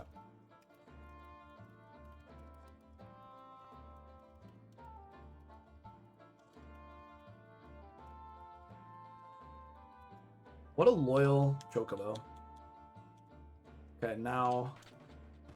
All right, my guess is this must now be open, right? This has to be. That's what it was. Yeah. Ether.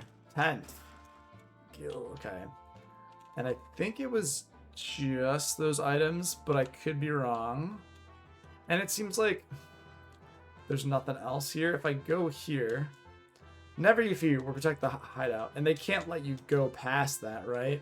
They can't let you go past that because if they do, then like there's no screen. They just like literally didn't build.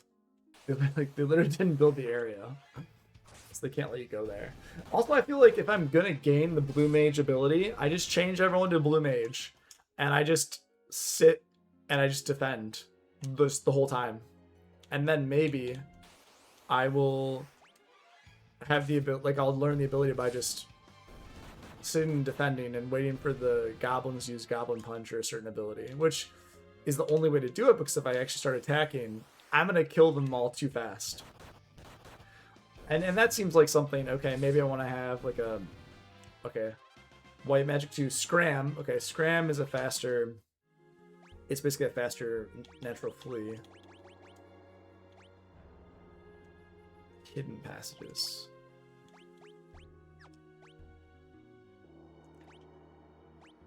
See, the White Magic leveling up for everyone is kind of nice too later on. Okay, so 10 more. I think finding this stuff out organically is pretty cool. Right. I mean, if you know what you're doing and you're building a special run, I think that could be quite good. But just, it seems like there's so much more in how you can build your characters in this that I'm starting to appreciate. So to me so far, at least from the way it is, it seems quite nice. It seems like it's cool that you can... Yes. Okay, so far, everything item-wise. And also the fact that if you actually want to level up, you could just go here, run around, and then just casually fight things like that. It'd be really easy.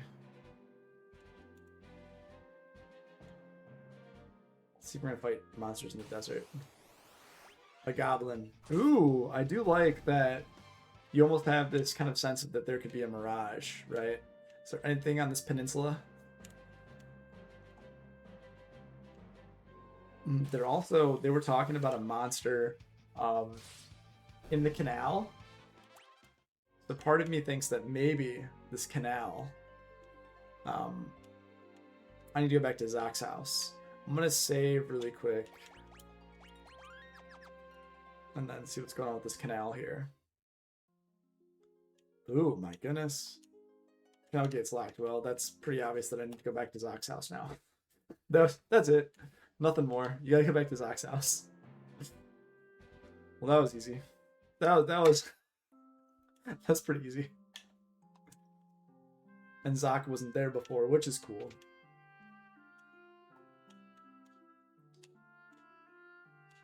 Zach!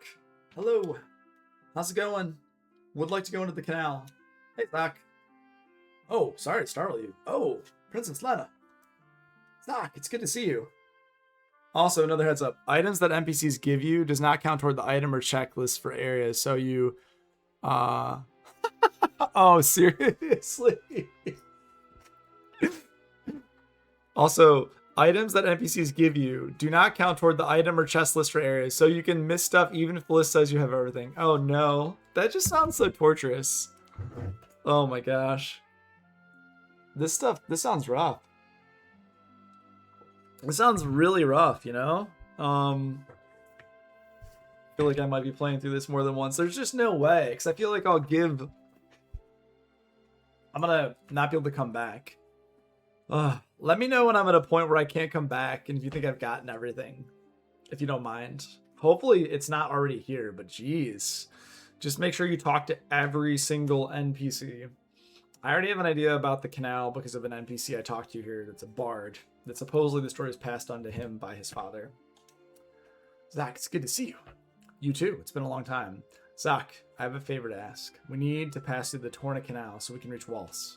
I'm afraid it's much too dangerous. Ever since the Wind Crystal destroyed, a foul beast has made the canal flare. Moreover, I seem to have lost the key to the canal somewhere. That's not good. I'm sorry. I can't help you with the key. Since you've come this way, won't you at least stay the night? All this way. Wonderful. I'll show you to your room.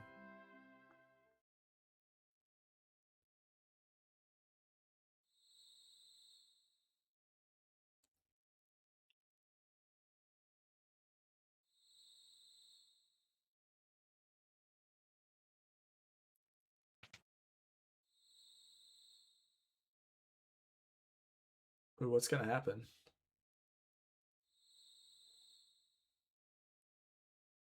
The crystals. Now that I think of it, they're the reason Dad. Hmm.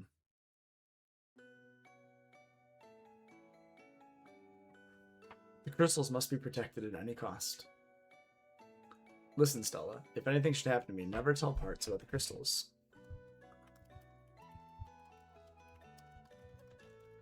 This is like the mysterious music they play for your dad. I like it. I like it. If anything should happen to me, never tell parts about the crystals.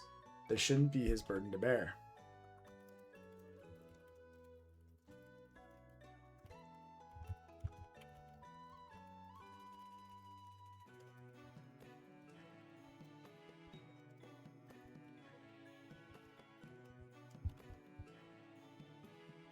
I'm just writing down notes because there's so much that's happening. There's a lot of plot development already in this game.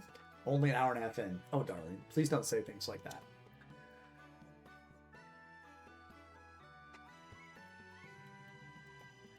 So you don't see your father's name, but your mother is Stella.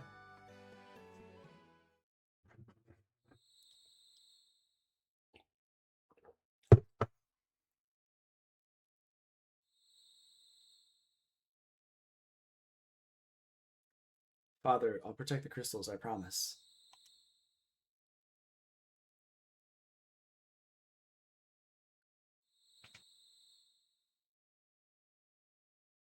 What's the matter, Bartz?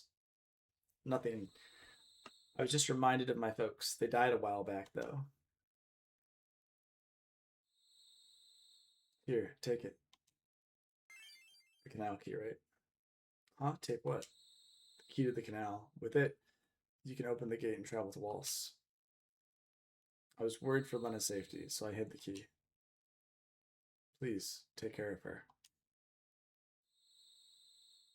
Huh.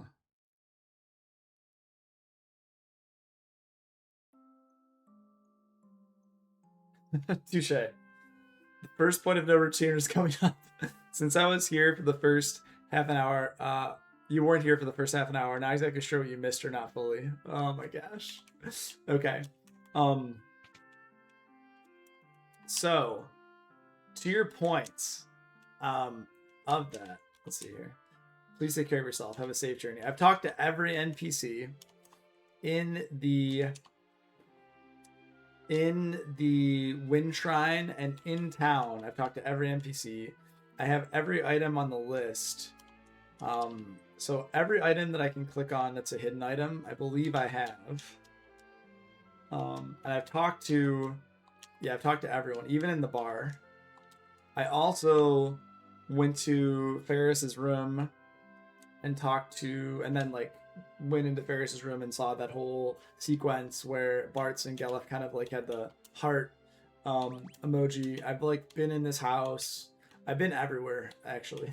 As far as I can tell, I've been everywhere. And I've talked to every NPC. So I think I'm good. But I want to see if I can... a hidden path.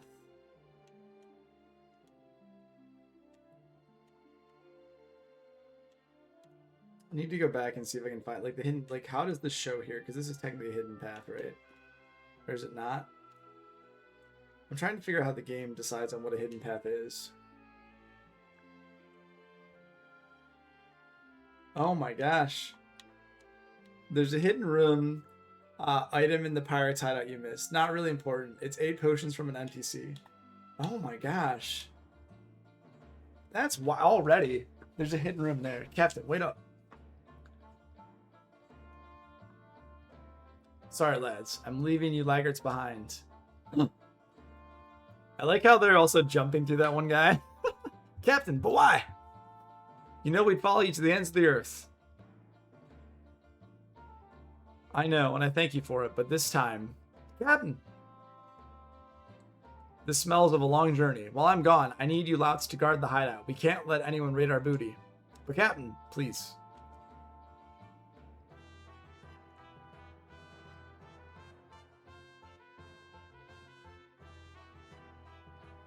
Okay. Yeah, I did go into the tutorial house. I did everything in the tutorial house. I opened up all the chests in there. Wind to your back, Captain. Godspeed.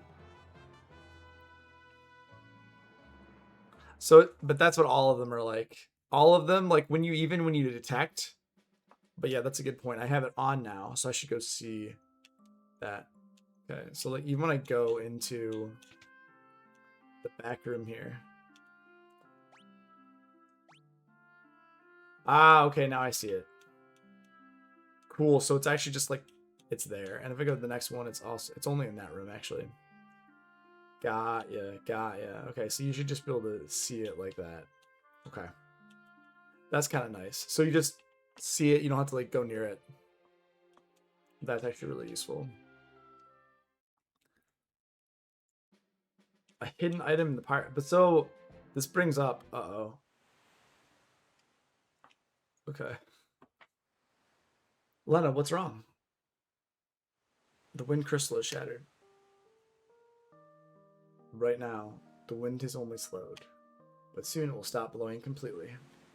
In a few years, the air will grow stagnant, and the birds won't have any places to fly. Father said that we have to protect the 3 remaining crystals. 3 crystals. Yes, the crystals of fire, water, and earth. If those were lost too, then what? At first, nothing would happen. But it wouldn't be very long before the earth began to decay. The sea would grow dirty, the rivers cease to flow, fires would lose their heat, and the world would turn dark and cold. It would really become an unlivable place. Ugh.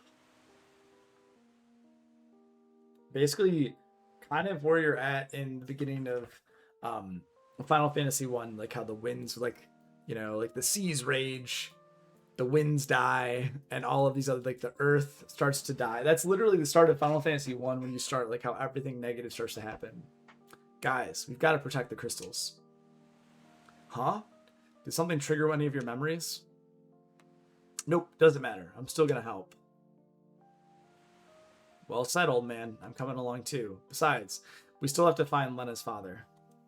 King Tycoon, but he disappeared into thin air. He still lives. I feel it in my bones. Never for a moment believe otherwise. Huh.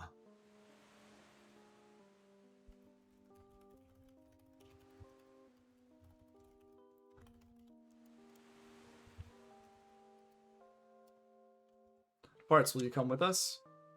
Until now, I was just along for the ride, but things changed. Crystal Shard. We were given power to protect the world. The power of the Wind Crystal. That's it. I'm in. We've got some crystals to save. Sure enough, let's be off. Very cool. So one thing I was going to say, Joey, is that if you, for example, were to look at Final Fantasy 3, yes, this is actually a perfect example. So Final Fantasy 3, I know that it, like, when you talk to NPCs, and you get items from them, there's one specific part in Final Fantasy 3 in the beginning where you would talk to an NPC, and if you didn't talk to an NPC, they wouldn't give you an item. So that would count toward, for example, that would all count toward the count for that would all count toward items, like hidden items in an area. But you're saying in this game it doesn't. You're right. Because it said 3 chests but 0 hidden items. So hidden items, I guess, are only in this game counted as like NPCs. Sorry, only counted as, oh my gosh, it'd be good if I can convey myself. Only counted as like hidden items on the map that you click on, and there's like an exclamation mark above them. Whereas in, let's see if I can find a hidden path now. Whereas in here, those still count, but they're not actually listed. Oh, if that's true, that's kind of a bummer. It would just be nice to not have to worry about them.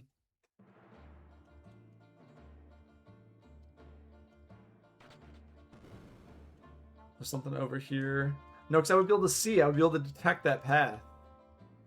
So maybe I just need to pay attention. And again, if something were here, I'd have to detect that path.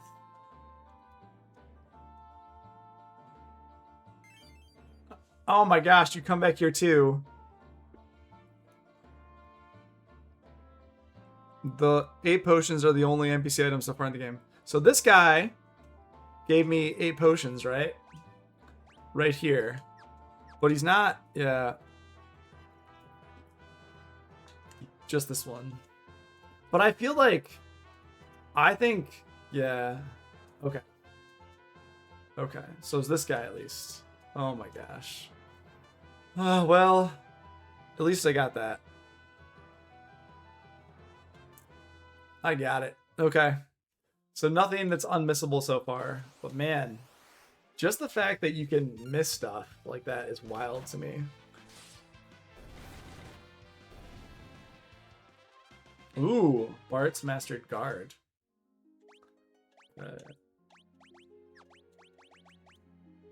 Okay, so now Guard. Completely absorbed direct physical attack.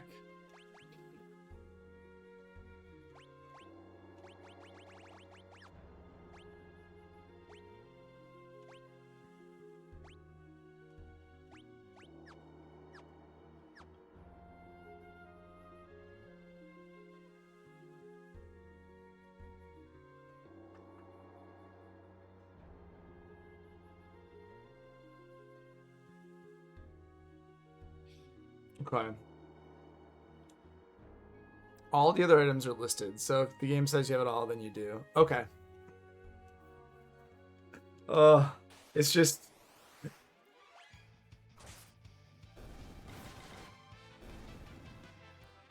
Okay, that's good to know. I just don't want to think about it too much. Like, if I have it, I have it, but 100% in the game is going to be interesting, to put it mildly. Just thinking about trying to get everything and trying to, make a dent. It's like, oh, so much. Alrighty.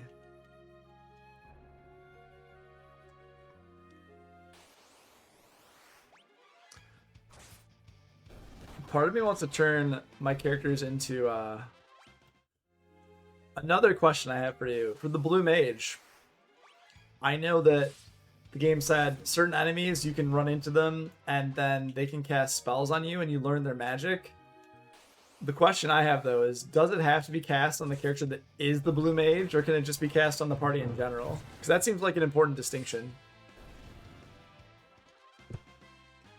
Barehanded. Nice.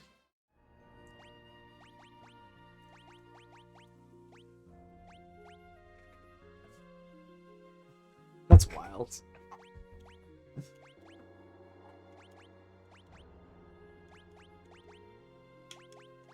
That seems so broken early on. I'm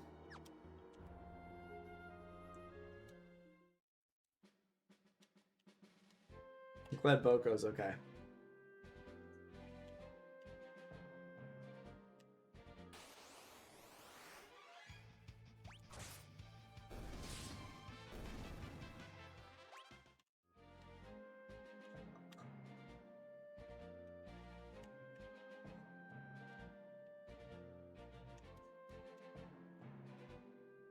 I feel like at this point, I'm just gonna save.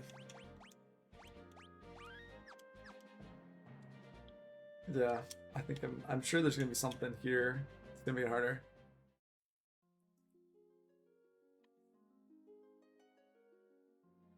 That makes okay. Technically speaking, you can never truly 100% Final Fantasy V because later in the game there are different choices you make, so you can't get everything as you get one or the other. That makes perfect sense. There's actually a situation in Final Fantasy, you probably remember, it's a classic one, right, where you can go two different ways. Like basically Mog is like hanging on, and if you don't rescue him, he'll literally die, right? You can never get him again.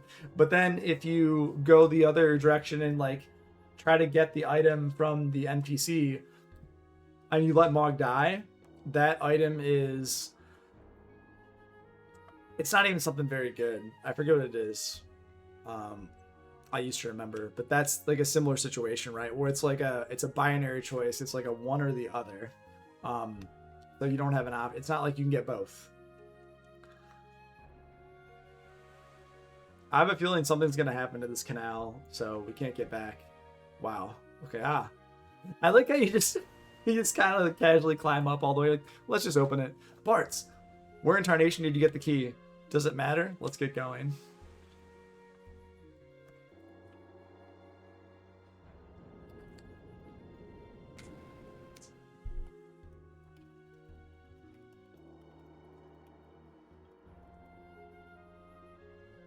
Yeah.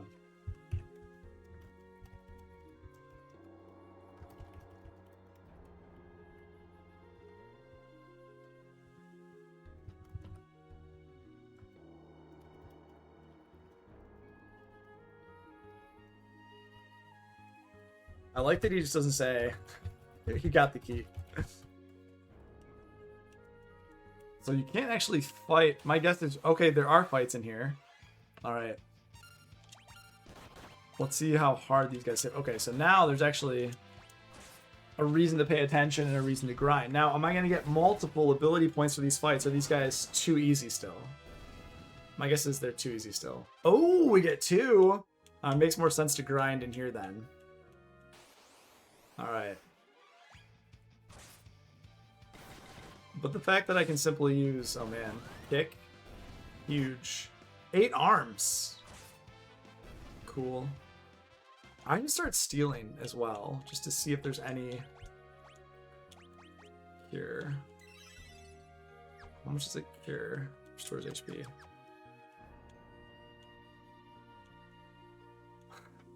Blue Mages has some tricks they can learn to make getting blue magic really easy. Okay, that's cool. I like that. I like that. Oh, interesting. Oh, I also forgot to do something, which is I forgot to set, what's it called? I forgot to set cursor memory up. So I'm going to go do that too. Go to configuration, cursor memory. Clearly got to turn this on. Okay. Let's do active. Time continues to flow when selecting items or magic spells. Woo! Let's make things a little daunting.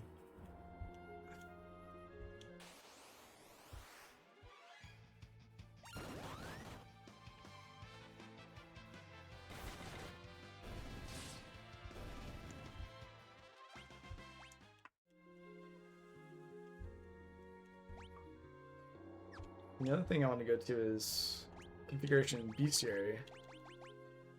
Where are you here? I was kind of curious. I didn't check on this at all yet.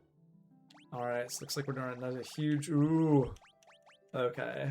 So I missed a whole bunch of mobs somewhere. 302! Ooh, it's a lot more enemies than all of the previous Final Fantasy games. Okay. That's cool too. Sucker. So these guys look like they have nothing to steal. So I'm probably better off just auto-attacking.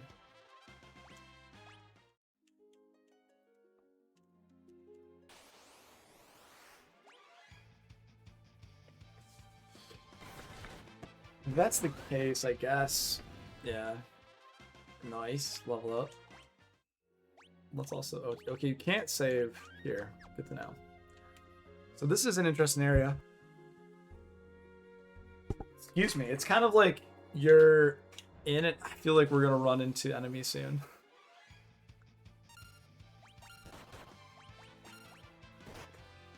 Final Fantasy V is pretty much the only Final Fantasy game with an in-depth blue mage system. Really?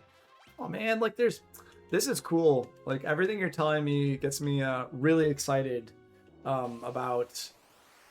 gets me really excited about this game. It just seems really fun. I definitely want to goof around off stream. I don't really want to look anything up though, if that makes sense. Like you're kind of holding my hand a little bit very candidly, but I don't really want to look anything up because I feel it's going to kind of take away. All right, let me level up before I go through this. This just seems very foreshadowing, this narrow passage. I'm sure it's not, but okay. Sprint, level 3, okay. Let's see here. So that means if I were to actually swap Lina off White Mage at this point, I still have, let's see, level 3. That's pretty good. So I could just swap her right now, actually, and make her a little bit more beefy. And I could swap her to, yeah, swap her to something else.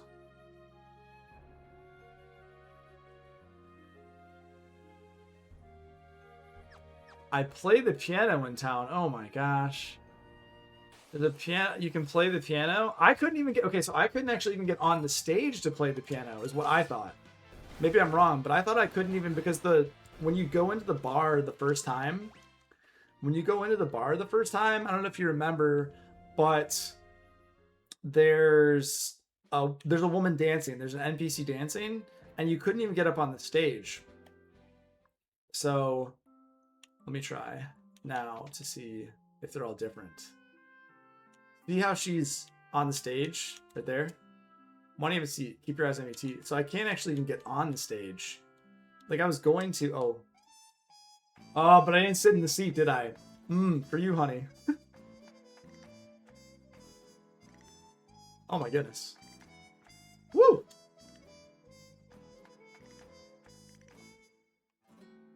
Wow, that's something.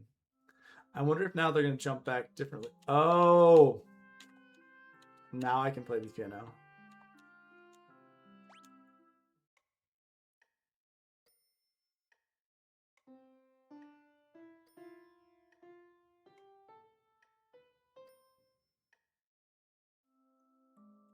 Piano skill. What? There's a piano skill? I did not know there's a piano skill in this game. Oh my gosh. Oh man. That's funny. I didn't actually think you could even get the NPCs to so many little things. I just wasn't sitting down. Woo. Wow. Wow. This game.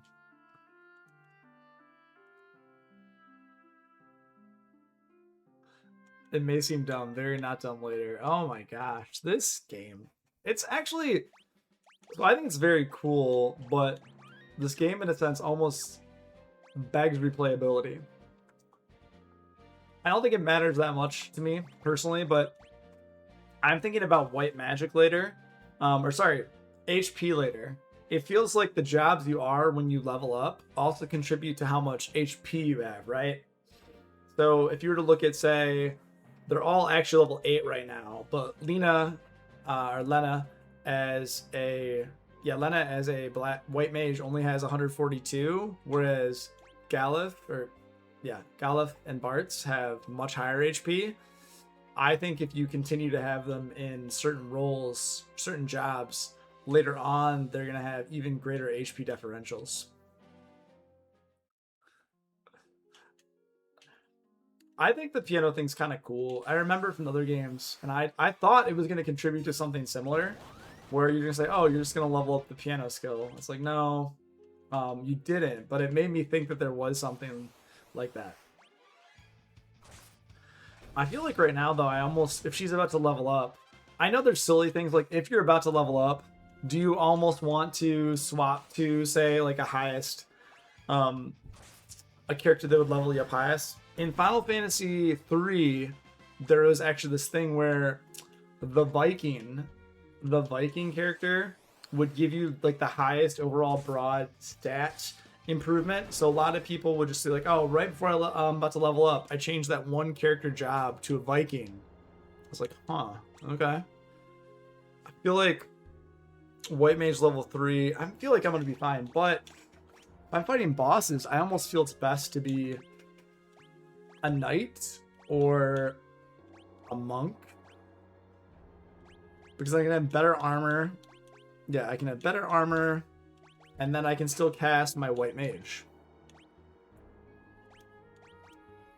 And now I can have White Magic level 3. Oh, okay, that's incorrect. So HP changes simply based around the job you are. Okay, so if I'm a Black Mage, for example. Okay, that's good to know. So it's not based around how you level up. It's actually just based around what job you are. Okay, cool. Cool. Yeah, I think for now,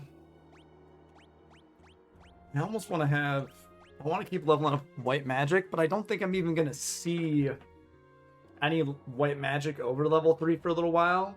So it makes sense for me, I think, to maybe put on a Knight for a little bit, just to have something a little bit more tanky that can also cast White Magic.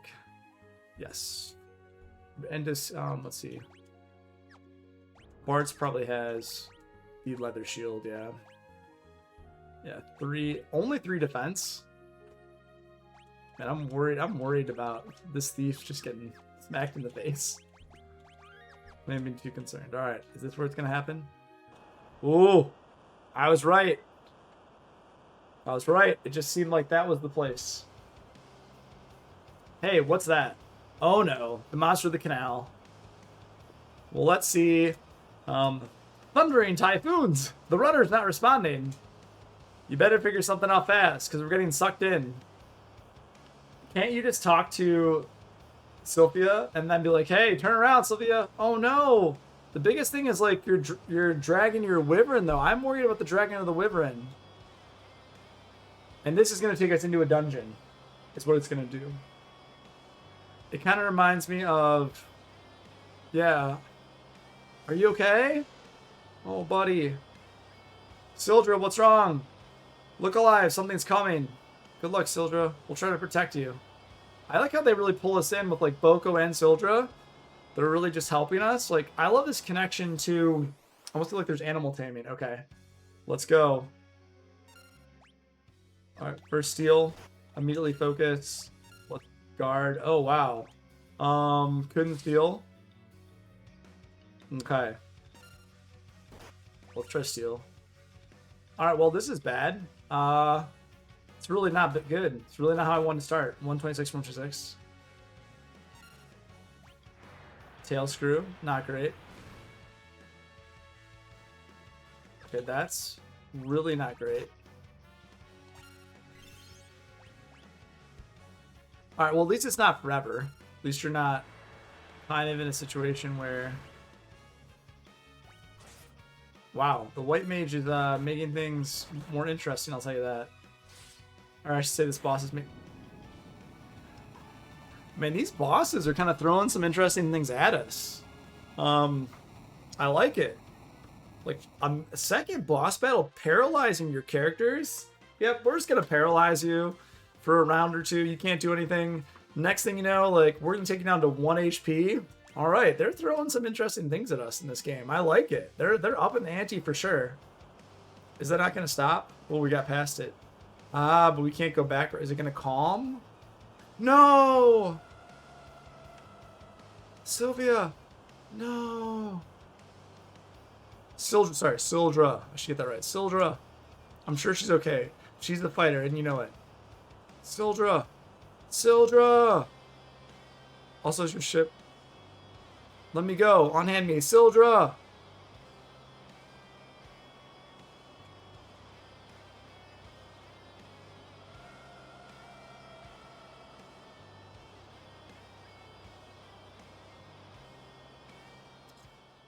Man.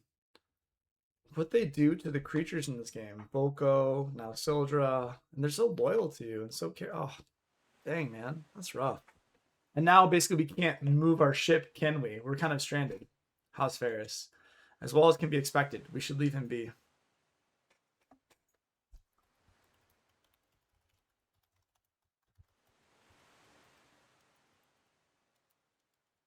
The ship is just drifting with the current, yeah. Wonder where we'll end up. Yeah, you can't do anything. Ferris, Sildra is... Surely Sildra is still out there alive somewhere.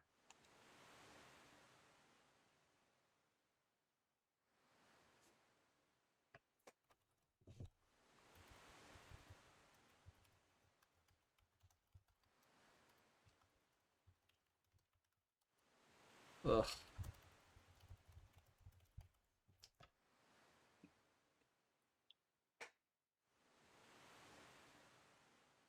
Just being taken by the current. Wow.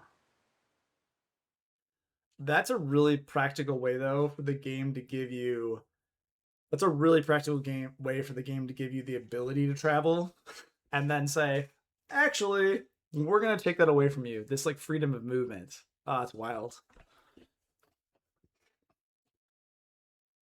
Where are we? The graveyard of the sea. A gathering place for abandoned and scuttled ships, and a nest for the undead. Brr, all the more reason to hot-foot it out of here. Ship graveyard. We used a lot of our potions, didn't we? Okay, we're doing all right. I will say, after that, I almost want to now have Bart's also change to be a white mage so then he can use white magic. Because after that battle, and after the fact that we just got that and we only have one healer, yeah, that's terrifying. That's very scary.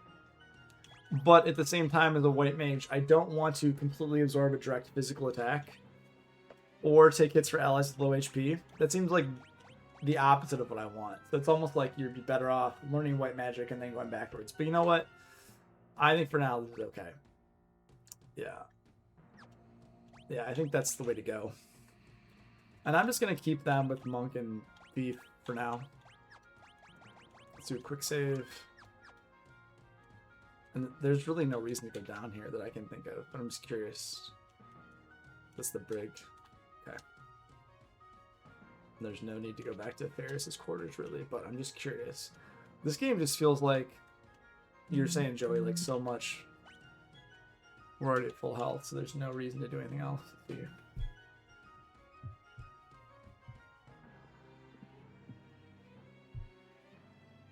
Let's see here. What I'm going to do, actually, is I'm going to go make a cup of coffee. And then... Ooh. Okay, I should not be looking at this. It's going to ruin my experience. I'm going to make a quick cup of coffee, though. And go to the restroom. And then I'll be back. Okay, and now it seems like this stuff's going to matter what we do. Okay, dagger. Yeah, I'm going to... Again, do that. So I'll be back maybe 5 minutes or so. Yeah, very cool. Looking forward to exploring the ship graveyard, having a good time. I'll be back momentarily.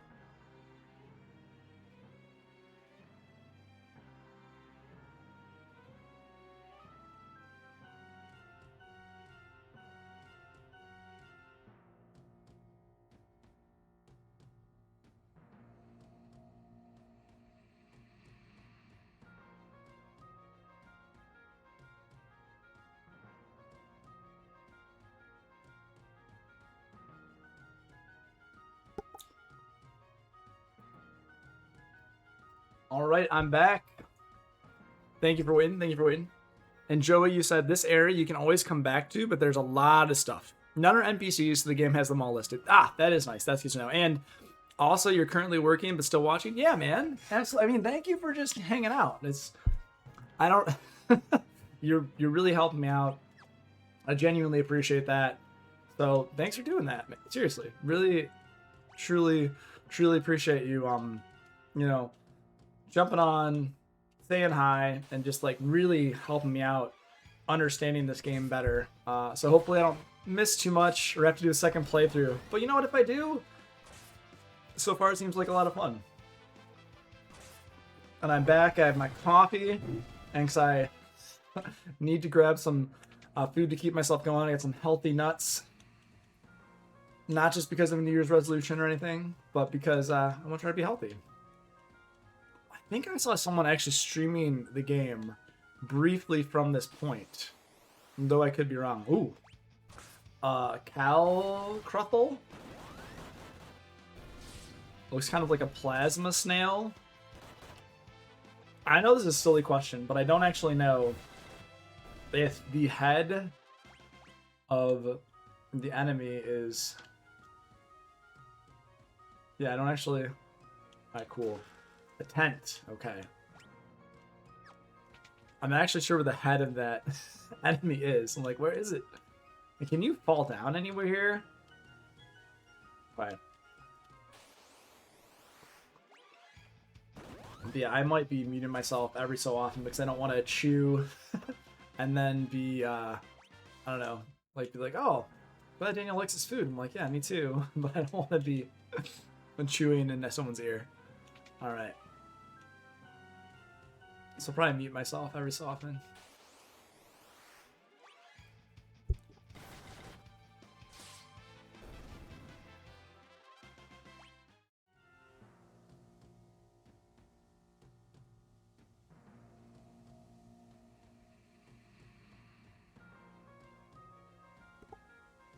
Do we have to go this way? We'll get soaked. What, are you gonna melt or something? Come on.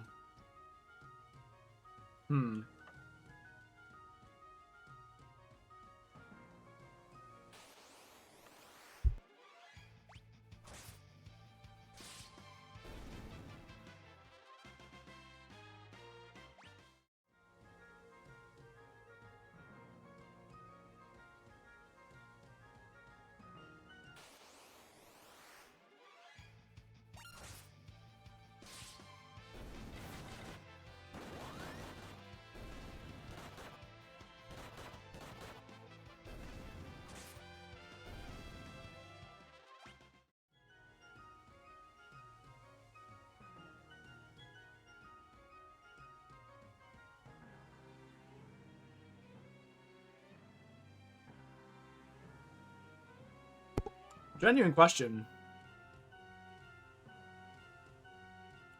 Oh, cool, man. You are a tester for World of Warships. Oh, that's awesome. You know, I've heard a lot about World of Warships, and I know I'm probably gonna, but I think also World of Tanks. That's awesome. How do you like it? Do you enjoy doing that? And how busy are you with that work?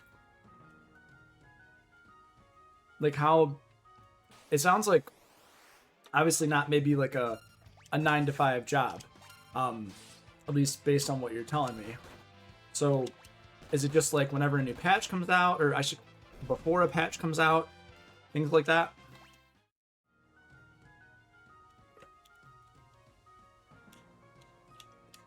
Or it really just depends on your schedule. That sounds cool. I've never done anything, ooh, critical attack. Interesting. Critical attack just registers like that.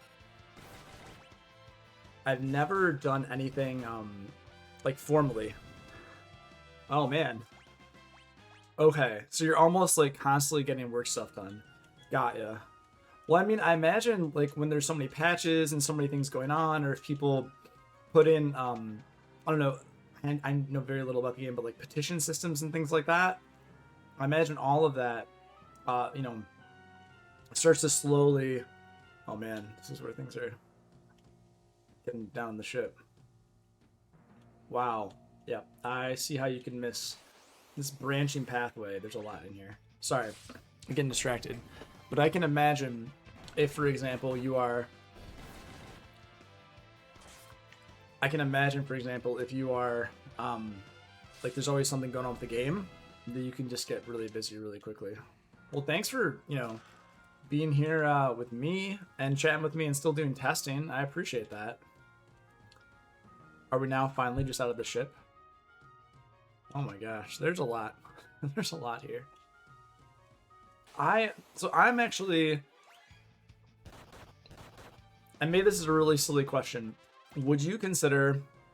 And I'm so sorry if this sounds incredibly ignorant. Would you consider World of Warships an MMO? Like, would you personally classify it as an MMO, like a living, breathing world in that sense? Or would you kind of put it more as like a Battlefield type game where you kind of jump in and out? Or maybe more of an Eve? Because I played I'm more of a fantasy gamer. So I know it's probably a really silly question, but I haven't actually played I've heard of World of Tanks, I've heard of World of Warships, but I've never actually, played them, so I don't know much. So I'm just curious if you have opinions on how you classify it.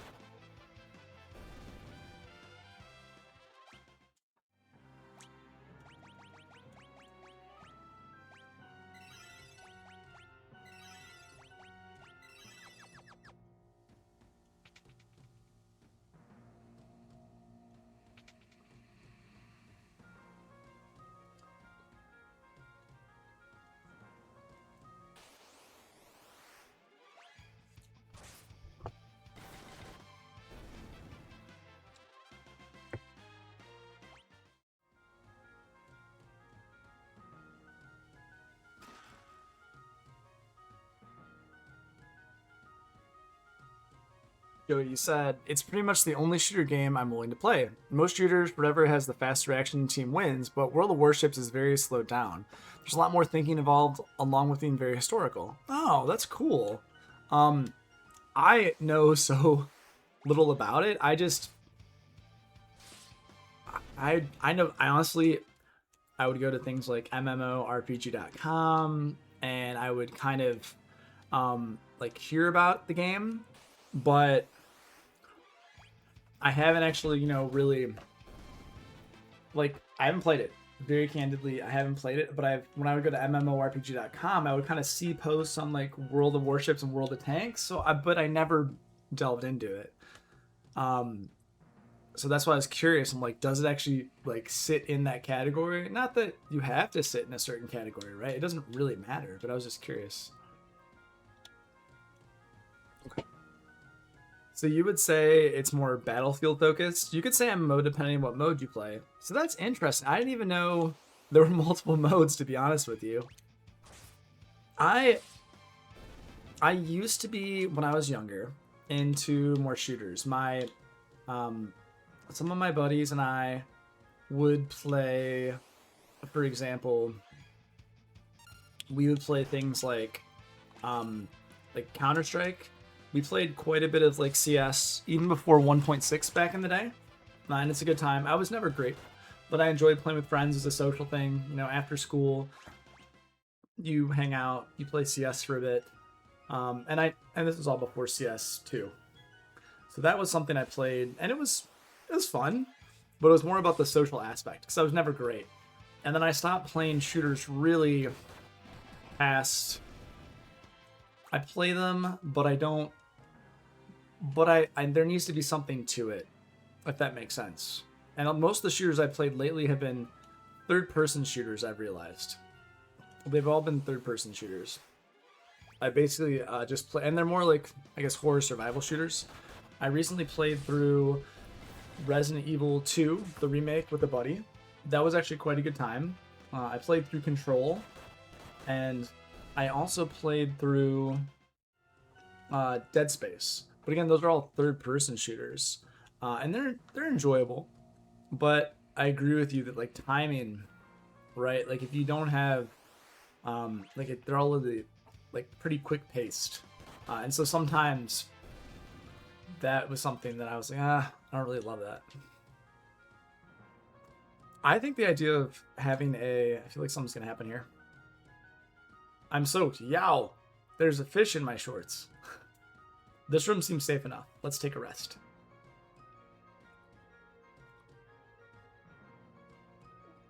I'm gonna change in dry clothes. No peeking.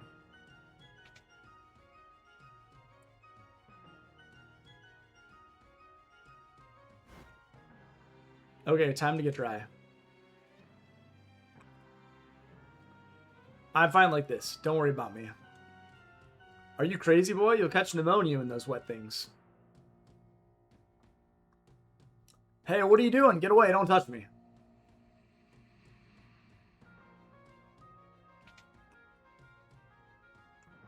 What's all the commotion? Leda, oh, my stars and comet. He's a woman. So what if I am? You got a problem with that? Of course not. But why were you trying to hide it?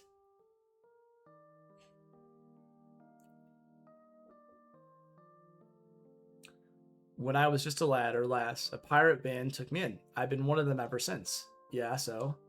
Well, would you want to be the only girl on a ship full of pirates? Ha. I thought from the start that you were awfully pretty for a man. Anyhow, make fun of me for your woman and I'll shiver your timbers but good. Whatever you say. That's right. Now I'm turning in. And you lots had best do the same.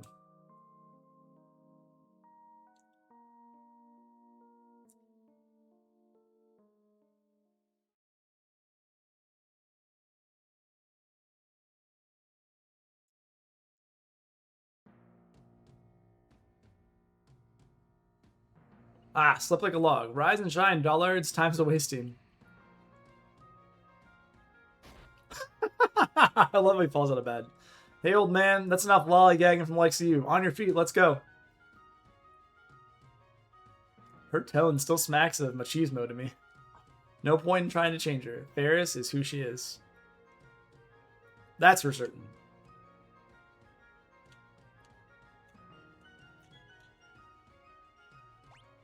So I think this is interesting. You have a Ferris here in her character. It's the first time the game's approached this. I think it's pretty cool that they actually like openly acknowledge this, and because of that, and there's like a very logical reason for it. Like it's very cool.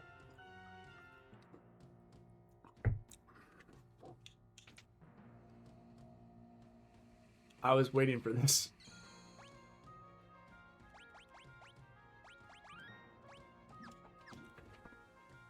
Joey said, for World of Warships, there are PvE modes and PvP modes. It is the most casual shooter, pretty much. Casual and shooter, they don't tend to go together, but because it's ships and ships are large, it's really slowed down, and it takes a while to actually kill the enemy. It's not, quote, I'm faster so I win. It's a lot more using everything your ship has, and the enemy using everything they have to make battles very much like they are in real life. Huh. Or they like they were in real life. That's cool. And when you talk about the historical aspect, it makes me think that there's actually a lot of like things that can be done in the game, where you might say like, oh, like, what if I take a ship from, say, like a ship from, just for example, maybe this isn't true, but like say the Spanish Armada, and what does that ship have like compared to, like another ship from maybe like the British Navy? I think that could be really interesting. And obviously, I'm sure there's rules, and like some ships are just gonna just completely destroy other ships. So you have to try to figure out like the symmetry there, the asymmetry, I should say, and account for it. But that's cool. And just like thinking about ships and how they're built, that's actually to me really interesting. Lick. Does that confuse me? I'm kind of surprised that Lick doesn't do anything that like confuses your character. For some reason, I just felt like it would. That's cool, though. That's really cool, Joey. As long as, if you're having fun with it, that's awesome. I don't know, I'm not super into shooters, like I said before, but I think that is kind of like a nice spin on it. So like you said, it's like a slower shooter. It kind of reminds me, it's not the same, but it kind of reminds me of how my one buddy described Eve, how those battles they take place over time, and they're not meant to be as fast or as quick. And when you play Eve, a lot of what's happening is you're like taking time, thinking about the abilities of your ship in space, and there's a lot of PvE, but you have to be careful where you go because there's also PvP that you can take part in depending on the region of the world and Eve that you're in. And it's also so expansive that there's things you can do like that too. So that's pretty that is pretty cool. Yeah. Do you ever stream World of Warships by chance? Did you ever do that? Or are you mostly just like, you do it offline? I imagine you probably just do it offline. But I was gonna say, if you stream sometime, like, let me know. I'd be happy to watch. I'm always curious about new games. I don't have the most time to play them, but I'm always curious about learning about new games and thinking about, the intentionality of the developers and just supporting developers and what they do. I think it's really fun. And also just, you can see the care and the intentionality that people put into their products. It's quite nice.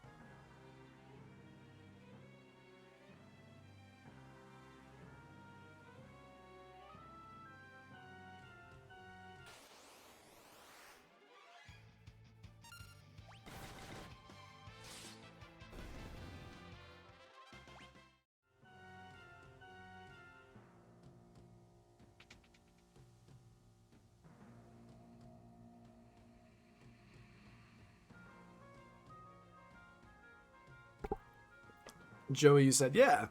Many nations have different naval priorities. For example, Japan is very torpedo focused. Okay. American ships focus a lot on guns, anti-air, and aircraft carriers to control the skies. The French focus on speed more than anything else. British focus on all-rounders and doing some of everything. Every nation offers very different things. See, that's cool because I think in that way you can kind of start to understand like the intentionality behind nations' intentionality. And then you think about the British fleet. For me, like the Spanish Armada was a big deal. The British fleet, and also, the sun never setting on the British Empire because of the fleet and because of the East Indies trade group. Like, so that's actually really interesting how that can come in. I don't know much of anything about Japanese ships, but I know that previously, prior to kind of the post-World War II disarmament, so to speak, and not actually having like an active military, they were, and like the culture there, very different in what they did. So that's cool. I had no idea they were very torpedo focused. I'm actually really curious, and maybe this isn't something, if you're not in thinking about making modern day ships in the game, I don't know as much, but I know for Chinese ships now, there are actually really interesting weaponry that's like put on some Chinese ships now.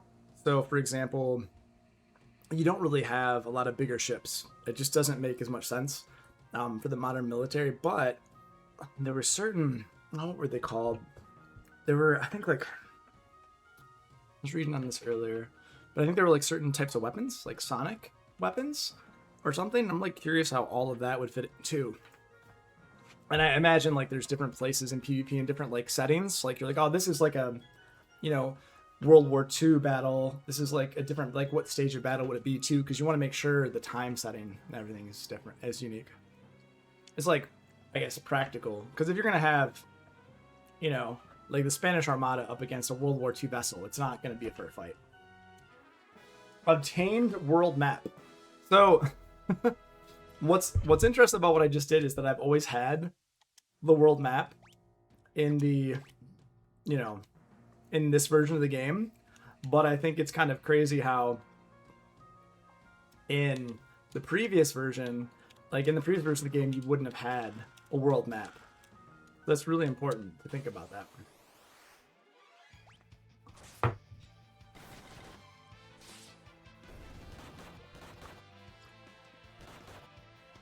Okay. Okay, cool. World of Warships is World War One versus to the Cold War. 1980s tend to be about the most modern we get. That makes sense because I think you're in this period where you can have a lot of ships that make sense and there's not too much asymmetry. I mean, obviously World War One compared to, you know, like the ships in the Cold War, still a huge difference. Like massive technological innovation. Like obviously ships are run. Some ships are run by nuclear power. Other things like that. So like big changes. But I can imagine if you were to go back much earlier, it would be just so much harder. So that makes a lot of sense. That's cool. And I know this may be silly, but you mentioned aircraft carriers. Is that like something that factors in? I think it was. I swore I saw gameplay that had something with like planes, but I could be completely wrong. Like completely off on that.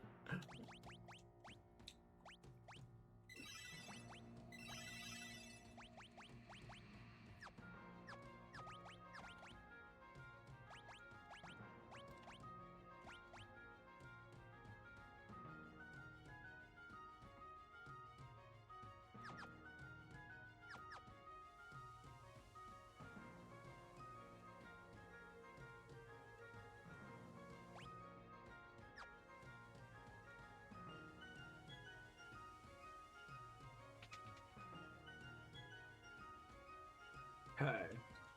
I think we need to now go jump on these rocks.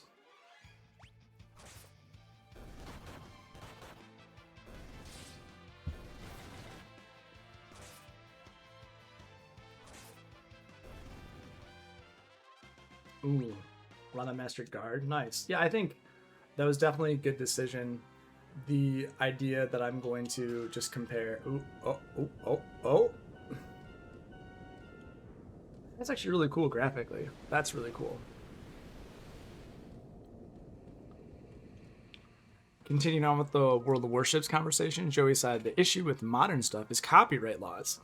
If you say make a 2010 ship still being used today, the military has rights to order you to pay money for using it. So going fully modern is not exactly the best from a company standpoint. Yeah, of course, you're like, hey, I don't want to have to pay for making a game, especially depending on how much they're asking for.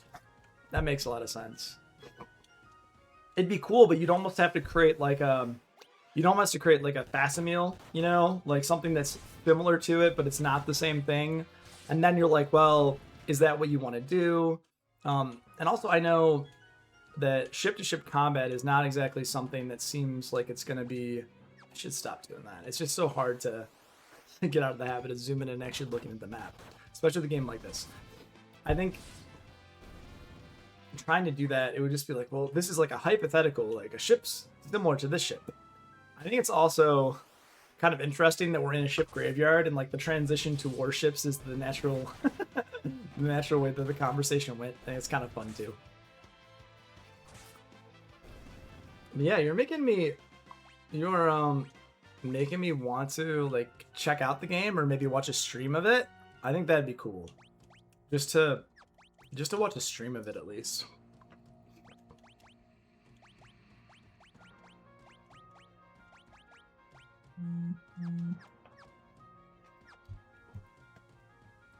Let's see. I think I gotta go north here. I can always... Huh. Now am I on shore? I am indeed... Oh, boss time. Something's fishy about this place. And it ain't the smell of cod.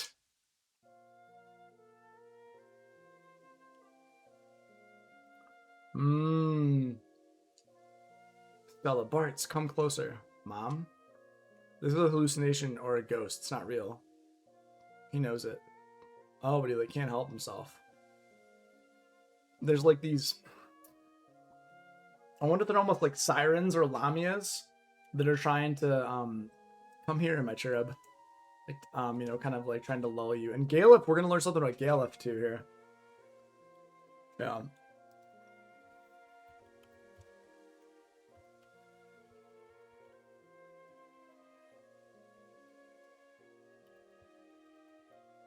Ah. Okay. That's what I thought. Galif's daughter. Grandpa, let's play.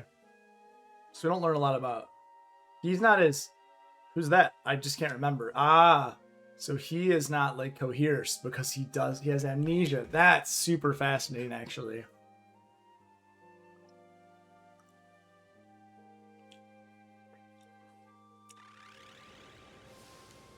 That makes sense. He just literally doesn't remember. Let us eat your soul. Become one of us. Never, demon. Oh, I didn't expect any of you to escape the effects of my magic. Greetings, I am Siren. I'm afraid your companion's souls now belong to me. Phil, I'm feeling generous. I could be convinced to spare yours if you ran home quietly. You think I would abandon these kids? Fat chance, Missy.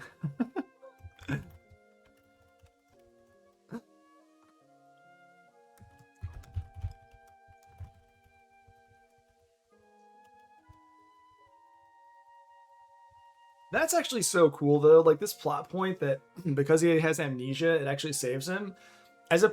That's fun. I like that. Why would you risk your life for these people? Because they're my friends. Don't be fooled by her trickery. Open your eyes. Aloy smacks you. Okay, I really like this, actually. This is a pretty cool point of like, and you also learn that your suspicions about Faris are correct. This is really cool. And now we can all fight, which is cool. Bart snaps out of it. Lena comes to her senses. Faris leaves her trance. Very cool. Caliph. Uh-oh, here it comes. So Quaz. Alright, let's see. Alright, let's steal. White magic. Let's do Libra. White magic. Test. Level 2. 900. No specific weaknesses. Okay, that's good to know. Let's cure everybody a little bit. I'm gonna lose a little bit of curing. Nice. Let's focus. Oh, it's gonna be all physical attacks. Oh, they're using Libra on us. Huh. No specific weaknesses. See that? I am bummed that. Okay. Protect. Oh, that's unfortunate because I don't have any magic. Well, Siren has become one of the undead. Okay. So that means I can heal Siren and do damage. That's cool. I like that. Especially with Protect not doing much damage at all. Still does a lot of damage. And then now Cure. Oh my goodness, really? Okay. Venomous Clasp. Oh, see, I should have put Chakra on it. Alright, let's do a little bit of curing here.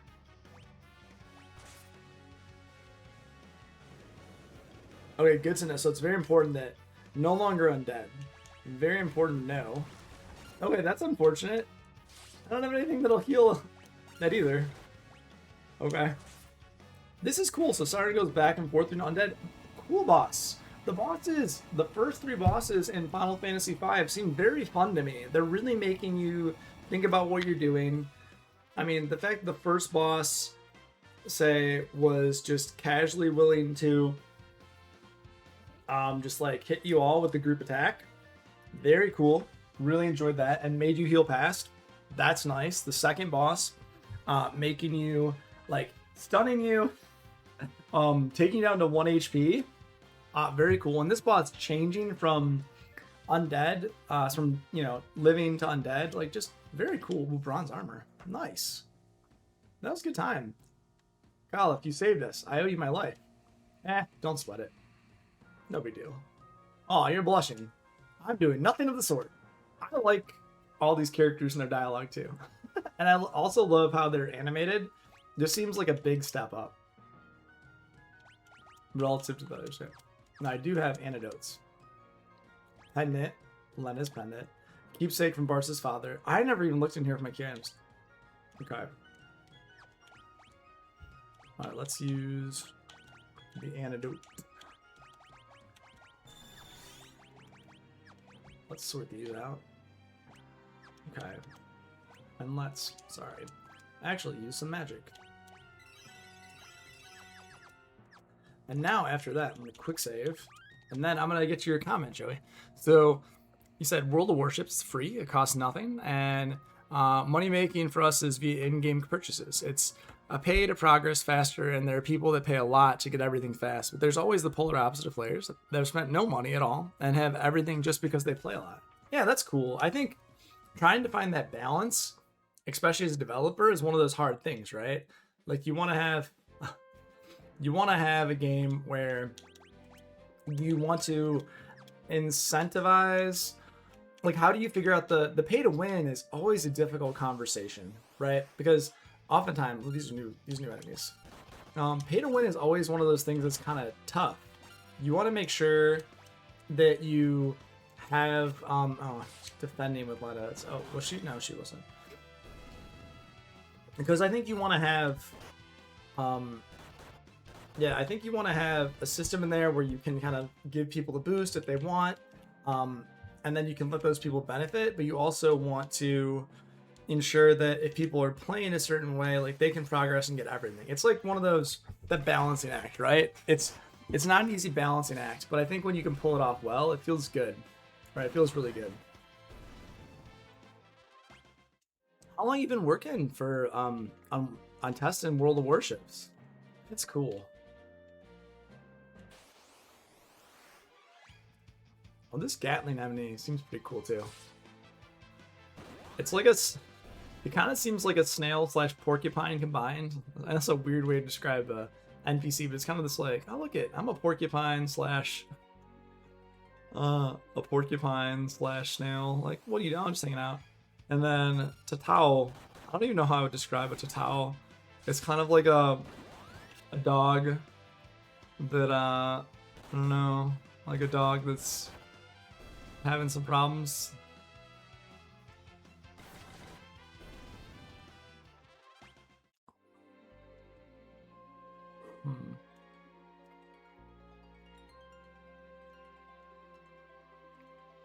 Move the map a little.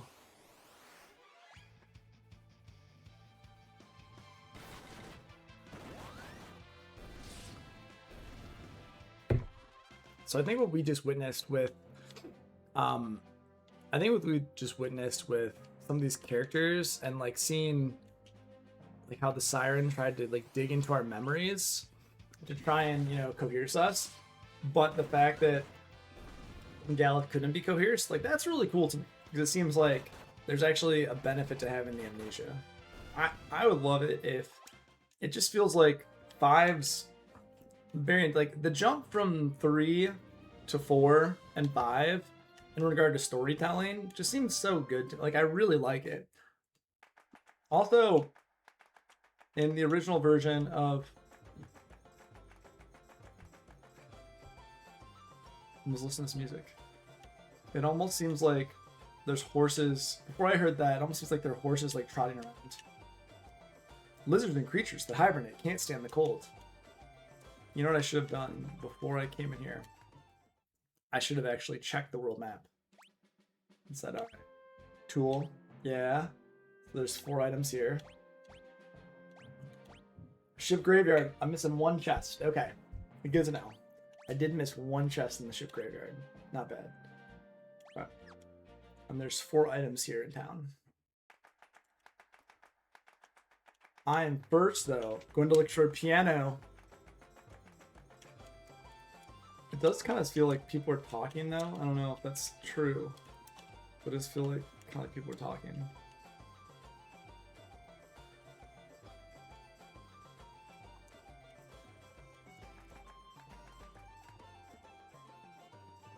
I also like that the grandfather clock. I also like that this is the first game they decided to put only 10 gil still. It seems like surprisingly inexpensive that they put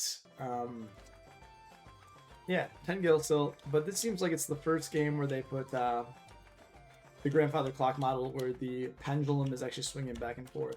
Looks cool. And also this music is like, I don't know, to me like a little funky. I'm actually curious what it sounds like.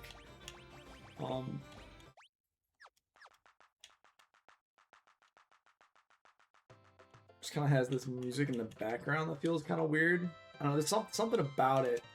It's not unsettling per se, but it's got like this weird thing going on with it. I can't exactly say what it is.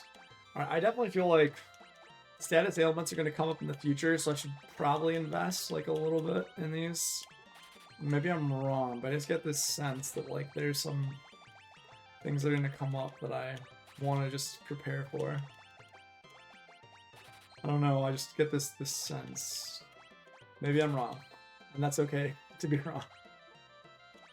Okay, let's go see what other armored items there are, though.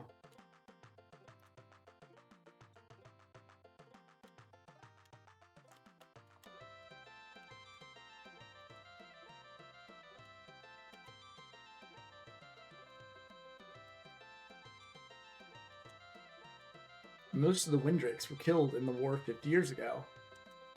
The one in Tycoon is the last of its kind. Ah, that's super interesting.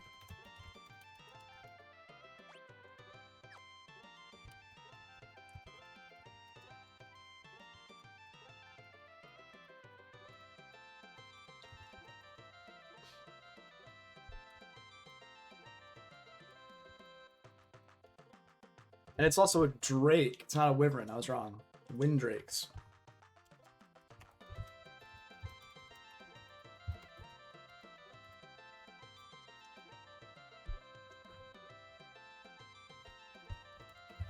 All right.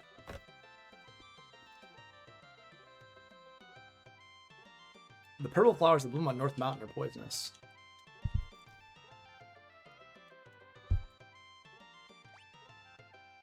A longsword.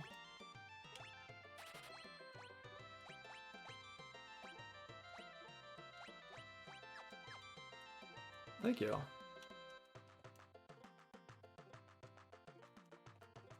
What can I do for you? I feel like I can afford everything. Oh, wait, that's nice. We can get actually a couple.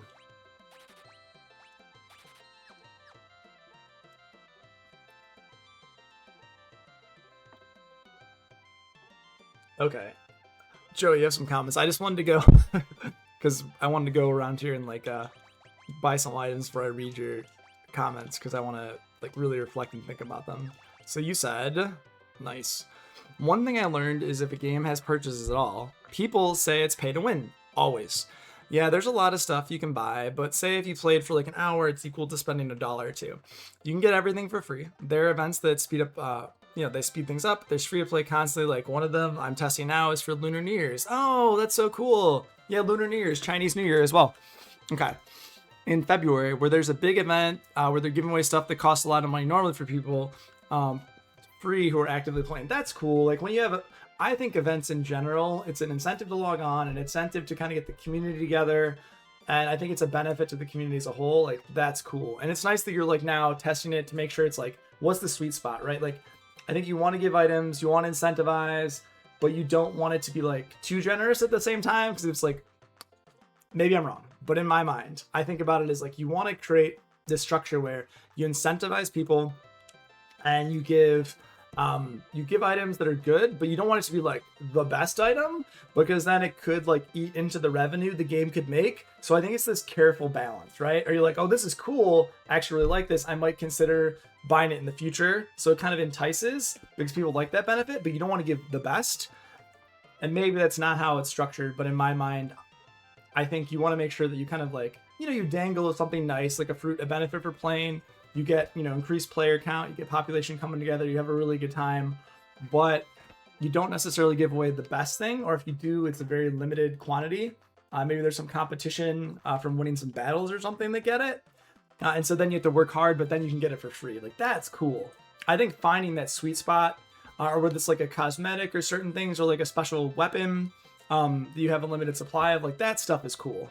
And I think it's how do you you know, how do you set that up and how do you do that in a certain way so that it is, you know, it's benefiting people who want to play. It's not taking away from people who have also already used the cash shop. It's like really, it's like really like this. It's like, I think it's a, again, I'm not an expert on monetization. I've had lots of thoughts on this, but I think that it's like this trying to figure things out. And you said there are players and warships that complain we give too much free stuff out. I think if there's always more like to gain, like I guess my thought is if there's always more like that can be obtained or there's always something more to work for, that's good, right?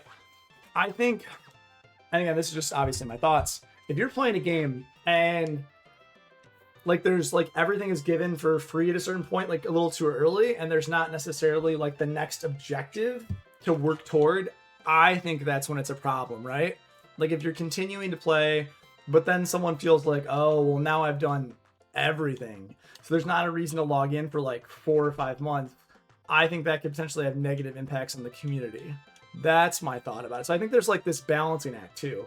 And every game does different things, but for MMOs, for example, I know like Final Fantasy 14 is one I'm most familiar with. It's a modern MMO, you know, and the mentality is like, hey, you play for a little bit. When an update comes out, you like leave, you come back. That's fine.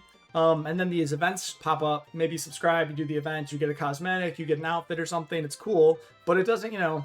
And if you want to pay for amount, cool. But like having stuff like there always being like something to look forward to in the future, so people play and enjoy the game but don't feel like tethered to it. I think it's that balance. I'm not sure if like there's internal conversations about the dev team and how they pace things out. But you've been playing for almost 3 years now, and you became a tester 10 months ago. So for you, I'm gonna play the piano. Let's level up my piano skill.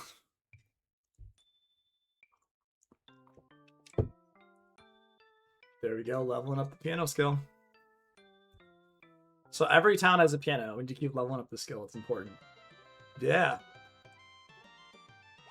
I know this is silly, but I really want to see if there's like a place somewhere where I have like piano skill.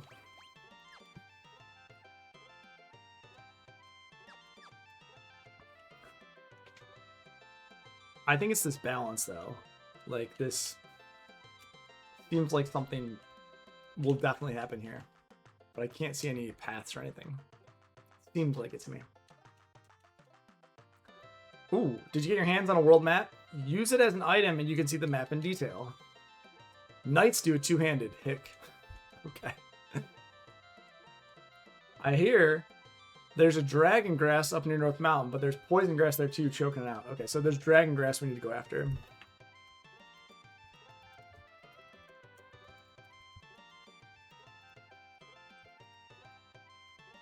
Alright, so dragon grass, that's a good tell here. A wind drink and super rare dragon grass. You can get your hands on those. You'd be rolling in Gil. Okay, good to know. Did you hear? A meteorite fell near Tycoon. Too bad it didn't land on my mother-in-law. This guy. This guy. That's not nice, sir. That's not nice, sir.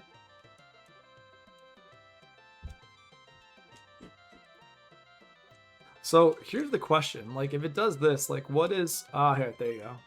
1,000 Gil.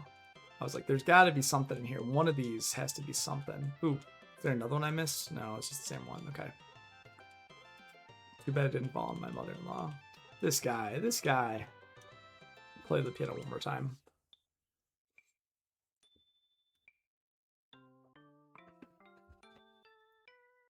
Now, another thing I'm thinking about is if you play on different pianos in different orders, is it just going to be, for example, as you level up, is it going to be every level up you play like a different song, or is it going to be at this specific town at this specific point in time you play that? I feel like the latter would probably make more sense, or be easier to program. The Kingdom of Waltz is south of here, beyond the sea. They use a machine to amplify the power of the water crystal. We must stop it. How can we get to Waltz? It's a quick trip by sea, but since the wind is slow, there aren't any ships sailing. Haven't got soldier either. Aw. Bears, I'm sorry. Bartz, have any ideas? No ships, so we can't go by sea. Maybe a flying chocobo. If we can't go by land or sea, then it's letting you know you want to go by air. Okay.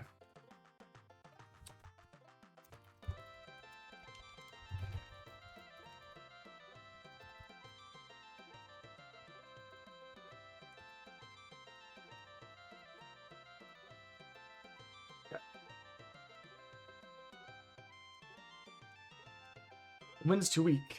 There ain't no ship sailing. I mean, yeah, we can't go by land or sea, then, I mean, it's basically letting you know you have to go by air. There's already ships you can't go to walls. Man, so much for the glorious age of sea travel. I love how literally it's like beating you over the head with this, though, when you talk to all these NPCs. The town has the finest port in the world, though that doesn't mean much. They can't sail anymore. I almost feel like they're kind of beating you over the head with this one, though. Because they're literally like, every NPC you talk to, they're like, what do you do? Literally, you just keep scratching your head. That's like almost too much. Almost too much. Ooh, Frost Rod. That's super cool. Okay, I feel like this might be a black mage only thing, yeah. Okay. I kind of want to have black magic as well. One of the characters. The question is, now I can't get by this guy, so he's not going to let me get these items here. There might be some items in there. And I was already in the pub. My husband claims he saw a windrake flying to the North Mountain. Everyone says it's hogwash. Really not. Windrakes. But then he got all netted, and now he's having himself a sulk upstairs in the pub. I don't know what to do with him. Is it this guy right here? I really saw it. Yeah, it's like you really need to talk to NPCs in certain order to understand this. I really saw it up in North Mountain, flying around. A dragon it was, sure as I live. What kind of dragon? Was it tamed? What did it look like? Looked kind of like a dragon. I mean, you haven't seen a dragon before. How do you differentiate them? It was wearing some sort of armor, as I recall. Could have been a real live windrake. Haru, oh, cool. Yeah. Father's windrake is on North Mountain.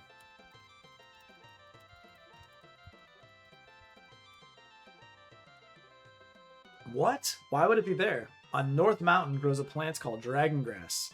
It's the only substance that can heal the wind dragon's wounds. That means Hiru must be hurt. Yeah. A wind drake, huh? Say, Bart, since land and sea are out, we should take to the air. It's only been beaten over the head on us from 6 NPCs you've talked to. I think it's maybe technically 5, but it's ridiculous. We could ride to Waltz on Hiru. That's the ticket. Now let's get going to North Mountain. Yeah, that was really beating us over the head. I feel like it was already foreshadowing that with all these NPCs in town, but every NPC in town was telling us, right? Like literally, yeah. And so obviously not the purple flowers either. Like every NPC was trying to tell us, like, are you sure? Like, yes, I am sure. Okay, now the question is, so, okay, one thing I'll say is, I think I got, okay, 2 of 4. I'm just looking here, trying to, move around and trying to get down there. Maybe I can't. Oh, you know what?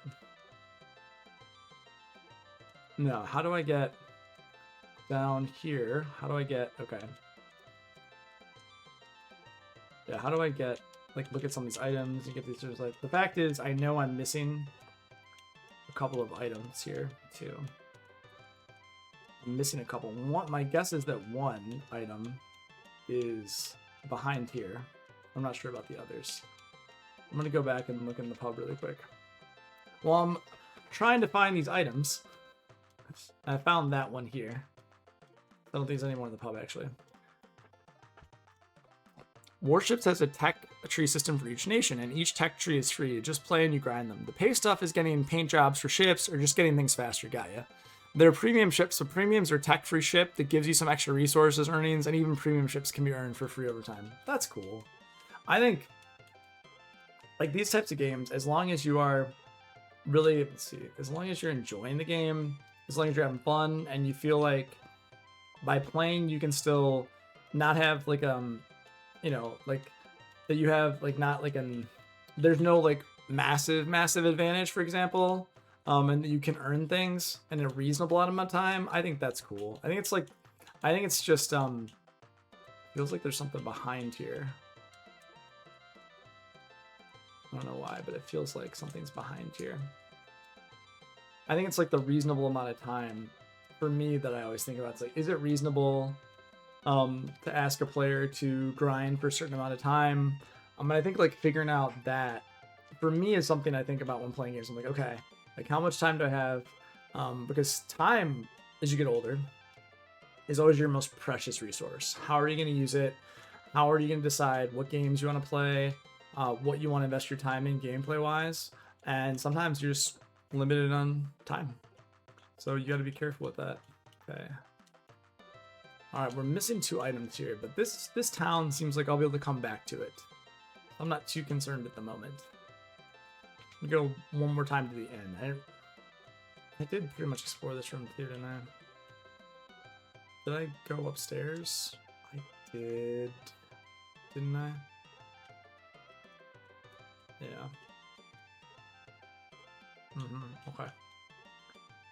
I'm talking so much. I'm not doing a good job necessarily of remembering every place I've gone and all the things I've done. That's not good.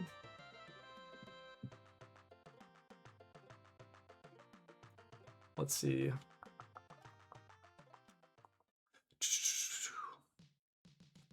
All right. Tato.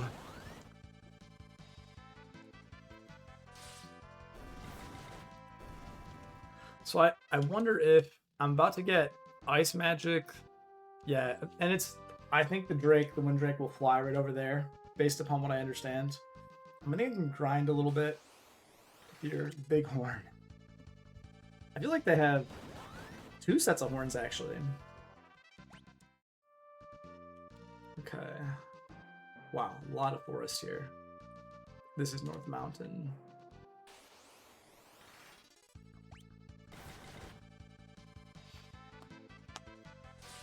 I could go back into the graveyard and try to ship graveyard and try to get that last item. Let's see what I'm missing here.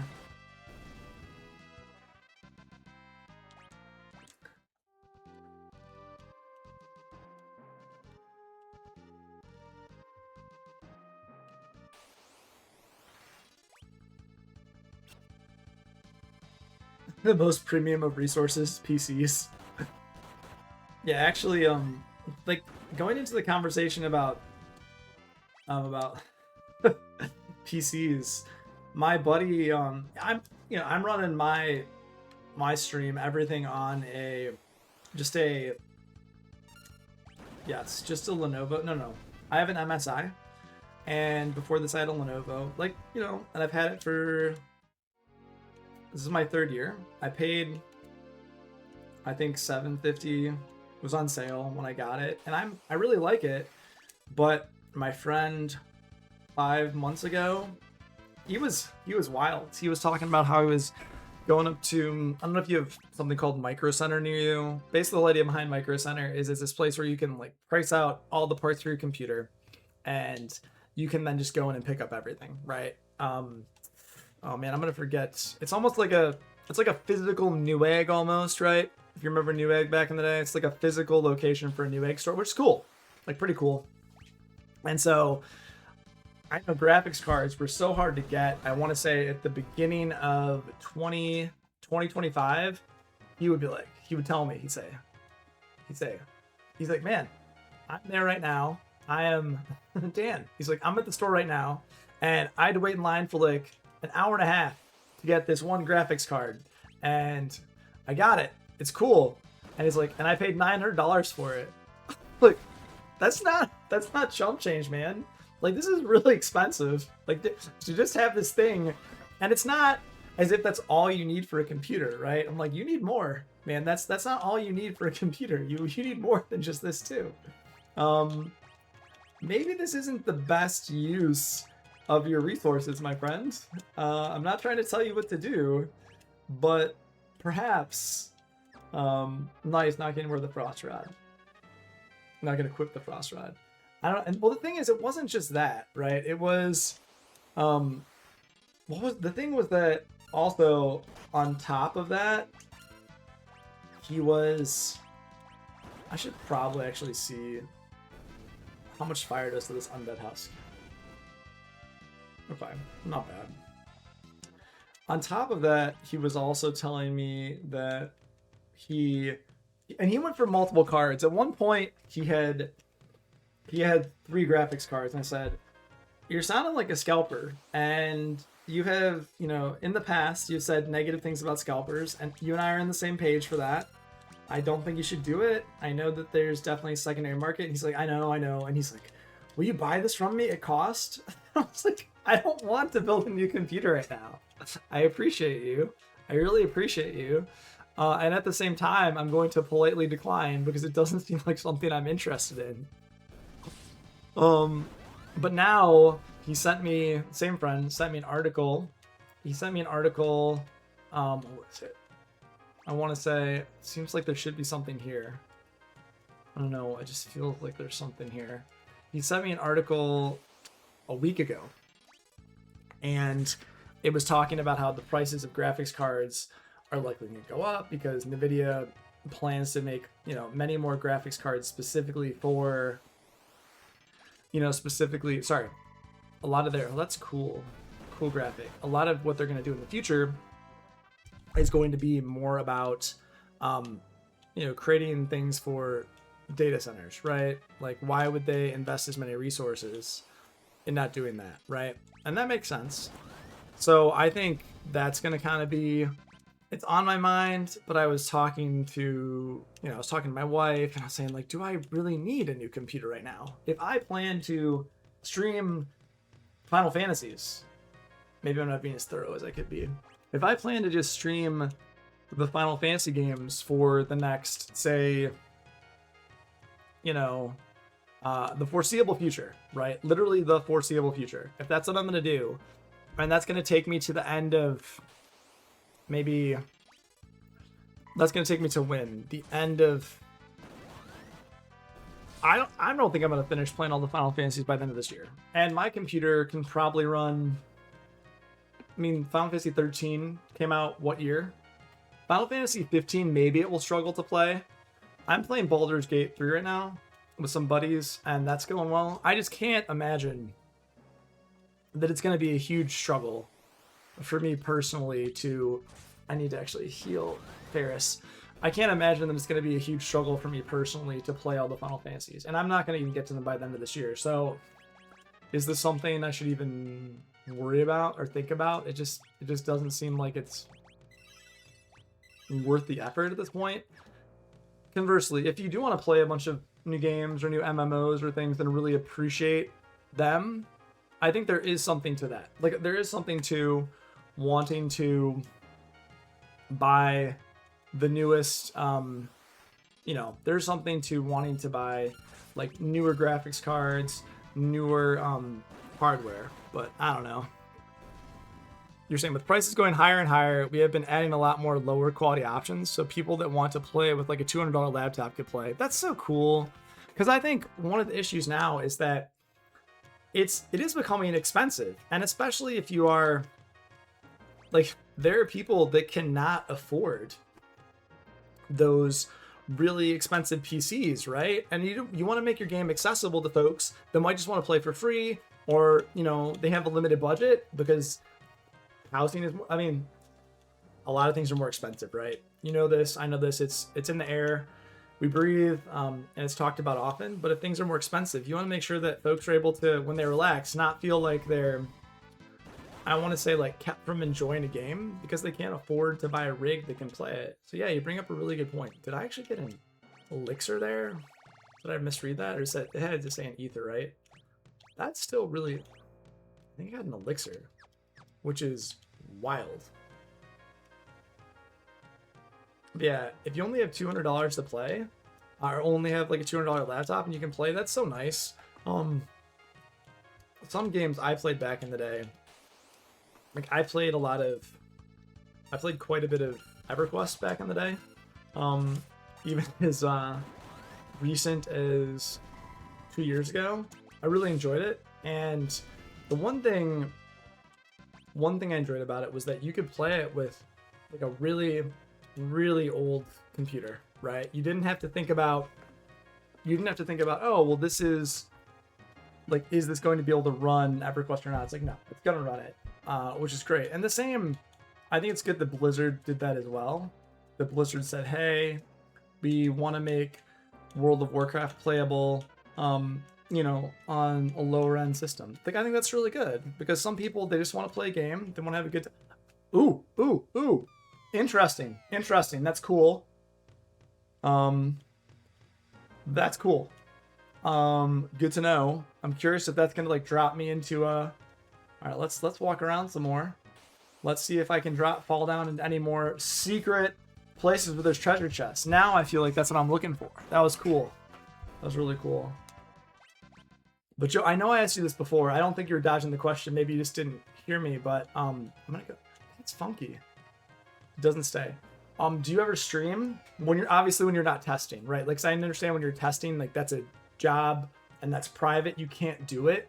But is there ever a time like when you're not testing that you're playing? Or is that still like a conflict of interest because you're afraid of giving stuff away on stream? Because I can understand that you're like, oh wait, this is still in test. Like, I don't want to accidentally mention something. I could totally understand that.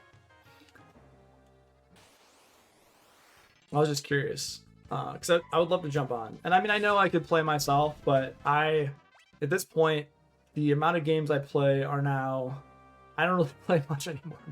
I find myself pretty busy. I'm playing, slowly playing through the Final Fantasies, which, joyous. Genuinely super happy to play through those.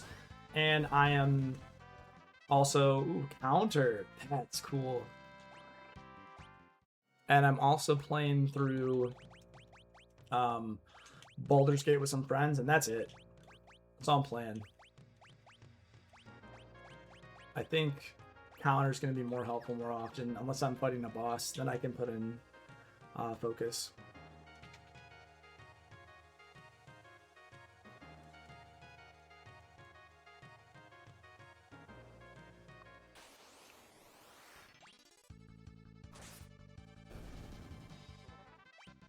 Where are you, treasure chest? I shall find you. I shall find you.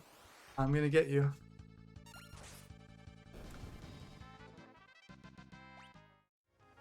You don't stream or record? For me, it's just because I play pretty focused. There's a lot of people that make videos and stream the game though. Okay, no, that makes sense. I think for me, I'm pretty social, and so I'm happy to talk with people and engage in conversation. And I think for a game where you're really strategizing though, especially if you're trying to, for example, do something that maybe is a little bit more complicated, you want to really focus, you don't necessarily want to talk as much. I feel like a turn-based game like this, for me, it feels like I'm always able to talk. Now, there's certain battles or things that are a little bit different where I'm not going to necessarily talk the whole time, right? And I think that that's something to take into consideration. But there are other times where I feel pretty comfortable. Most of the time when I'm, walking around and adventuring, I feel like it's pretty easy to chat, right? It's pretty easy to just chat. Let's definitely... Do I want to equip two-handed sword?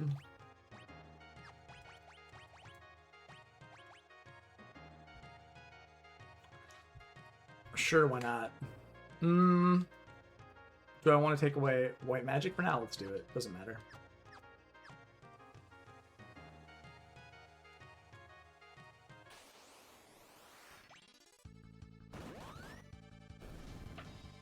I know it's that it automatically equipped me though. Let's go back and look at her equipment. Yep. That's nice. Okay, and so 1948.53. Okay.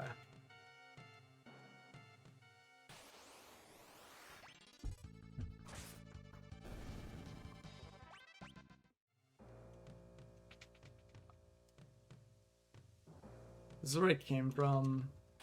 I'm trying to find the chest, and I have not found this chest. I wonder if it's hidden somewhere. But yeah, I think the balance between focusing on the game and then having a decent conversation and sharing your thoughts on the game with people, it's not easy to find that perfect balance. And I think that the more you play, the more you become accustomed to talking while playing, if that's your style. And certain games, especially say first person shooters or something like that, I don't think they're really conducive to say talking to people while you're playing the game. So I don't personally do that. And again, like I discussed earlier, I don't really want to.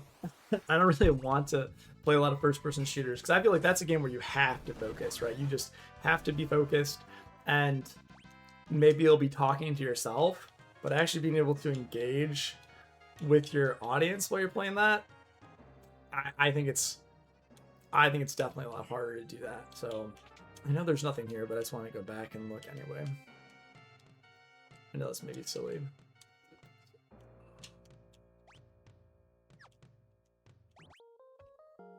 Interesting. That's interesting. They give Galuf the bed, and they give him the bed, and then everyone else like kind of sleeps in the chair. So like, you sir have a bad back. You need to take care of yourself. You need to be careful. You need to be considerate of what you're doing to your body. Okay. So I have not found this one treasure chest still. I'm gonna go run back, try to find it. But if I don't find it this time, I'll probably do it off stream. I'll just keep moving forward. Because I can always come back to this place. But this ship's gone without Sildra. Let's see. Black Mage. Yeah, let's level the Black Mage more. The Knight. It's a big hill to climb though now with 100 ability points. I think it's probably good to know what skills you have though. And the monk seems like the monk can carry me. Yeah, I kind of want to swap out and see what other jobs and abilities I can get. But I'm done most of them. And I think the Blue Mage, I think the Thief is probably good to put everyone on for a little bit, just to have the passage. They don't feel like one of your characters is kind of stuck doing it all the time, but I don't know. Undecided. The item's very close to me now. Ooh, okay. Thank you. I appreciate that. That's good to know. Thanks a bunch. Okay. Very close to me now, huh?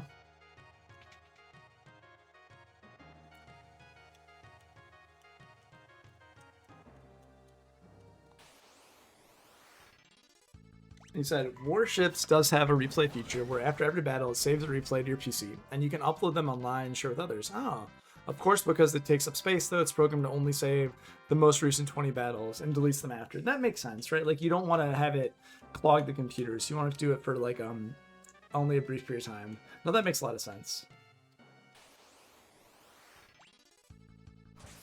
Like, the idea, that makes perfect sense. You want to have it so that, okay, you're making sure that you are only like taking up so much memory, only taking up so much space. Okay.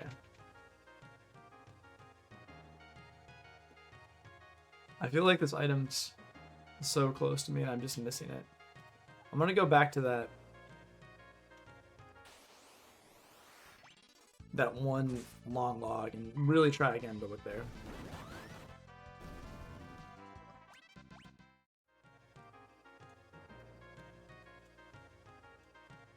No, nothing here, nothing here, nothing. Literally nothing. Oh, what?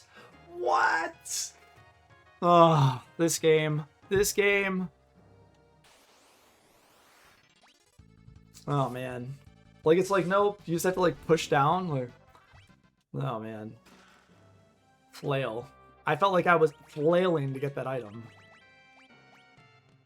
Okay. Ooh. Now, even mages can wield So actually, you know what's funny? If you were to put, I know exactly what I want to do now. Actually, I want to put, I want to change the job to a black mage, Berlina, and then I want to set two-handed on, and then I want to have, no, I want the. Why can't I have the flail? What you said? Even mages can wear it. Isn't that what it just said? Even mages can wield. Isn't that an even mage? Okay. So let's go back. You said even mages can wield. Okay, so I'm a white. Okay. So why is the white mage can you wear it, but not as the black mage? That's false advertising, you know? I mean, obviously, Lena's gonna level up the white mage and have the flail now, because that's just cool. No, that's just cool. I think we'll have one white mage, one black mage, but the flail is gonna do a lot of damage because I can wear it two-handed. But I'm bummed. Oh, I'm sad. I know it's a silly thing to be sad about, but I'm so excited. Even mages can use it. And I was just gonna use the two-handed. That feels like something kind of cool. It's like, no, it's two-handed because you can't use anything with the shield anyway as a white mage. So I was like, oh, I'm making like an innovative build. I feel like I'm doing something good. Like, no, sorry, you can't do that. Really? The game's like, no, you just can't do that. No, but let's, right? Yeah, like that'll be useful later. That'll be useful. That was fun though. I will admit, like, cool item, and it's on a hard to get spot, which I appreciate because when you get it, you appreciate it more. Now let's see how much damage I do. 45. That looked like it was a crit too. So even with, yeah, even with that though, I'm a little bummed. 51, alright, that's not bad. I'm just so excited though to do just like massive damage. I was really looking forward to it. It's okay. I'll survive. But yeah, like, okay, that's not bad. I mean, for what I'm doing right now, this is fine. And the fact that I get elixirs, amazing.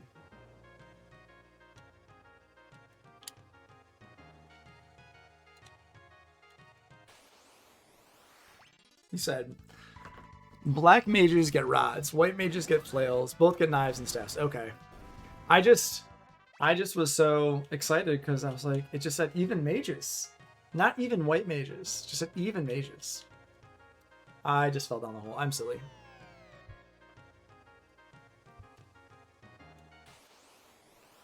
But that was rewarding to go back and get it. That was fun. Even though I think it was a little sneaky. And to be fair, okay, if you have hidden paths on, shouldn't hidden paths have said, yeah, this is hidden, right? Shouldn't hidden paths have been like, oh, like look over here, right? Unless there's like a super secret, like level 9 ability for thieves that are like, find secret passageways or find passageways plus. You know, it just seems like that should be, to me, find passages now seems like it's holding out on me, right? It's like it could be better. Not quite as good as it could be.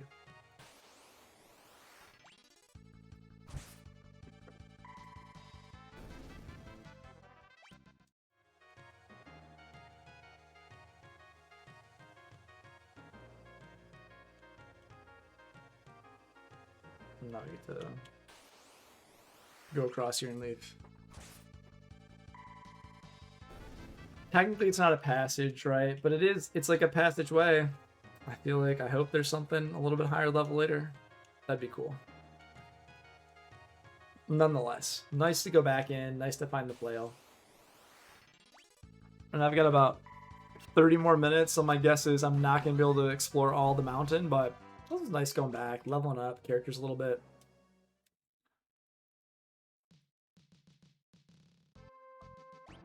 World map's good. I think I want to go back to the arrangement.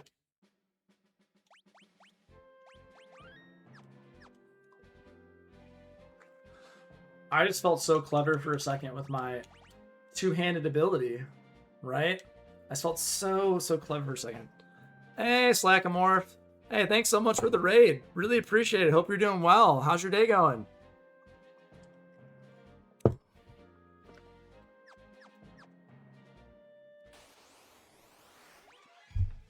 I'm just playing through Final Fantasy 4. Sorry, 5. I beat 4 last session. I just started 5. Having a really, really good time playing that.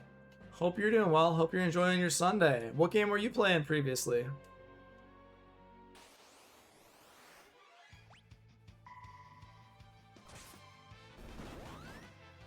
Oh, you are nearly beating Final Fantasy 4, so pretty good. Oh, that's so cool. Okay, so you are actually at the place that I am. Like we literally are like 2 weeks apart, to be honest with you. Okay, I don't want to ask too many questions if you're like nearly at the end, because I know I 100%ed it. I did a little bit off stream. I really enjoyed it. How are you liking 4 so far?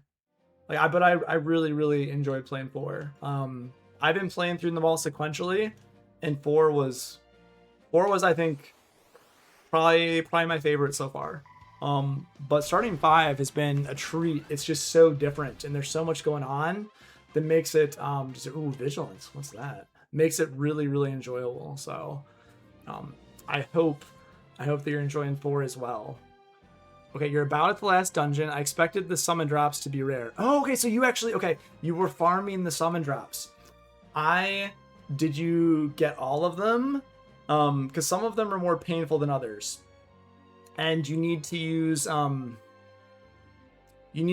special item that you can buy on the moon, right? I'm sure you probably know this, but I don't want to like give away things if you like don't know it. You know what I mean?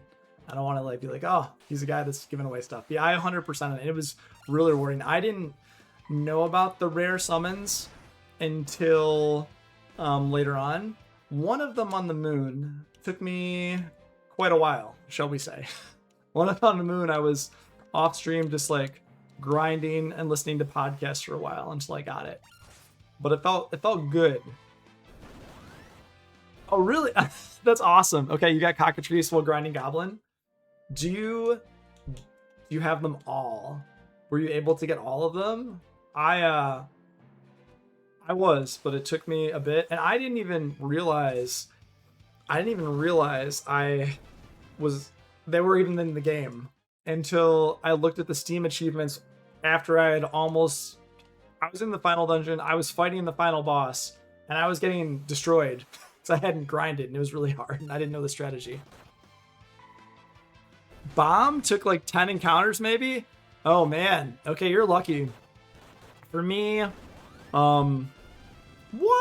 Oh my gosh, you got so much luckier than me. I will say you have really good luck. So Mind Flare, what? Oh, you got really lucky. Okay, so Goblin took me, to go down the list, Goblin took me maybe, I want to say like 30, no, that only took like 20 encounters. And I got it like while outside the mountain. And then I went into the mountain to grind Cockatrice. Cockatrice only took me like 20 minutes. That one was pretty fast. Mind Flare, I used the item that would then trigger the most powerful battle, which is 2 Mind Flares. I triggered that item maybe 30 times. Okay. I spent like triggered that item. Siren. I feel like Siren just happens pretty quickly because Siren wasn't hard for me. I just like don't even remember Siren. I feel like it's that easy. Bomb for me was an hour and 25 minutes. I was just in that area. My wife even came in. She's like, "What are you doing?" I'm like, "Hey." She's like, "Can you help me with this thing?" I'm like, "Sure." Can you just move back and forth? And then if you get into a battle, can you press this button to do auto battle for me? That was probably the worst, was Bomb. Bomb took me an hour and a half. But it's okay. I was just listening to podcasts, listening to some music, and it worked out well. Just like now. Like, and it's so nice to just chat with people and just grind. When you talk to people, it makes things much more interesting, right? Or when you're doing something you feel is productive, it doesn't feel like you're just, I don't know, spending time and not getting an outcome. Sounds like it's not too bad, though. That's good. I'm happy that it wasn't too bad. Oh, okay, so I will tell you, the Flans, For me, yeah. So the flans also remind me, what is that item called? You know the item I'm talking about, right? What is that? What is that item called that you get from one of the not naming way, but his people on the moon? You know what I'm talking about, right? I'm trying to remember the name of it. Somehow it hasn't stuck. Yeah. Oh, sorry. I was talking about, yeah, pink tail is what you'll use, obviously. Pink tail is what you'll use. Yeah. Okay, siren. There you go. Thank you. Yeah. Pink tail is what you will get. So what I did, if your characters are beefy enough, yep, 100%. If your characters are beefy enough, what I recommend personally, and you have both of those ribbons, that's it. Oh my gosh, I used 20 plus to get Mind Flayer. But yeah, pink flans. I got 2 people the ultimate armor. I think I was lucky. I only used 50 sirens. What I would do, unsolicited advice you had never asked for. What I did, I should say, you do what you want. But because those battles take a while, what I did is I just put ribbons on Rydia and Rosa, and then they can't get status ailments that impair them. And then I just auto attacked with Kayn, auto attacked with Edge, auto attacked with Cecil. And then what I did is I had Rosa basically cast Holy, and I had Rydia cast Bahamut. And if you have enough HP and your defense is high enough, auto battle. And then I would go and the battles take a while, so I would go and unload some dishes from the dishwasher or do dishes, and then I would come back a minute and a half later and be like, oh cool, the battle's over, make sure my party's good, and then I would just keep going, because if you're gonna do this on stream, obviously you don't want to do that. Ooh, okay, well I don't want to step on your toes by sharing stuff. What level are you? This strategy works better when you want to be 65 plus, I think, for this. And you don't need Holy, because Holy you can only cast on one target if I remember properly, whereas Bahamut you can cast on multiple targets. So you don't, Holy just kind of speeds up the process if you have a large amount of MP is the benefit. Oh yeah, don't do what I said at 50-ish. Or if you do, I would say you probably want to stay in front of the game, just because they can hit you a little harder. And you definitely want to make sure you have the 2 ribbons, because the flans will put you into berserk state, which doesn't really matter with Cecil, and it doesn't really matter with Cecil or Kayn or Edge, because they're going to be in a good place. But I would say that you want to definitely cast make sure that there's a ribbon on Rydia, because she needs to cast Bahamut. She has to. But if you're not to the final dungeon yet, there's a lot of grinding in the final dungeon that you'll do. You can do that too.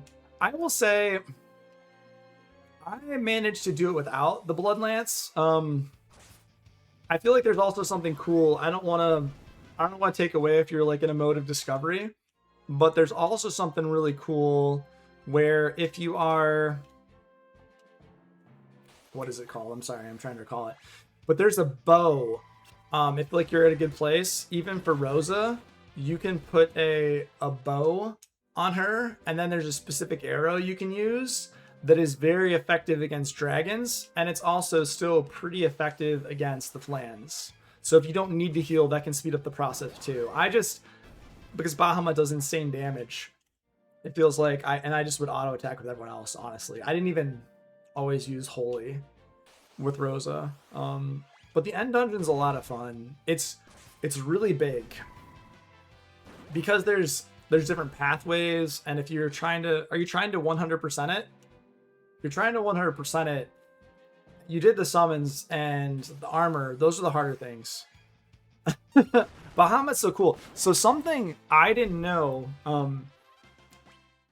so really cool, Joey jumped on my stream. I don't know if you saw any of his post from earlier, but he told me that Bahamut's damage is actually, it's not magic damage. Summon damage is actually physical damage, which is fascinating later on. And Bahamut's just so powerful.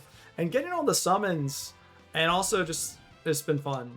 Have you been playing the Final Fantasies all the way through? Or have you just kind of been just like, oh, you wanted to play 4?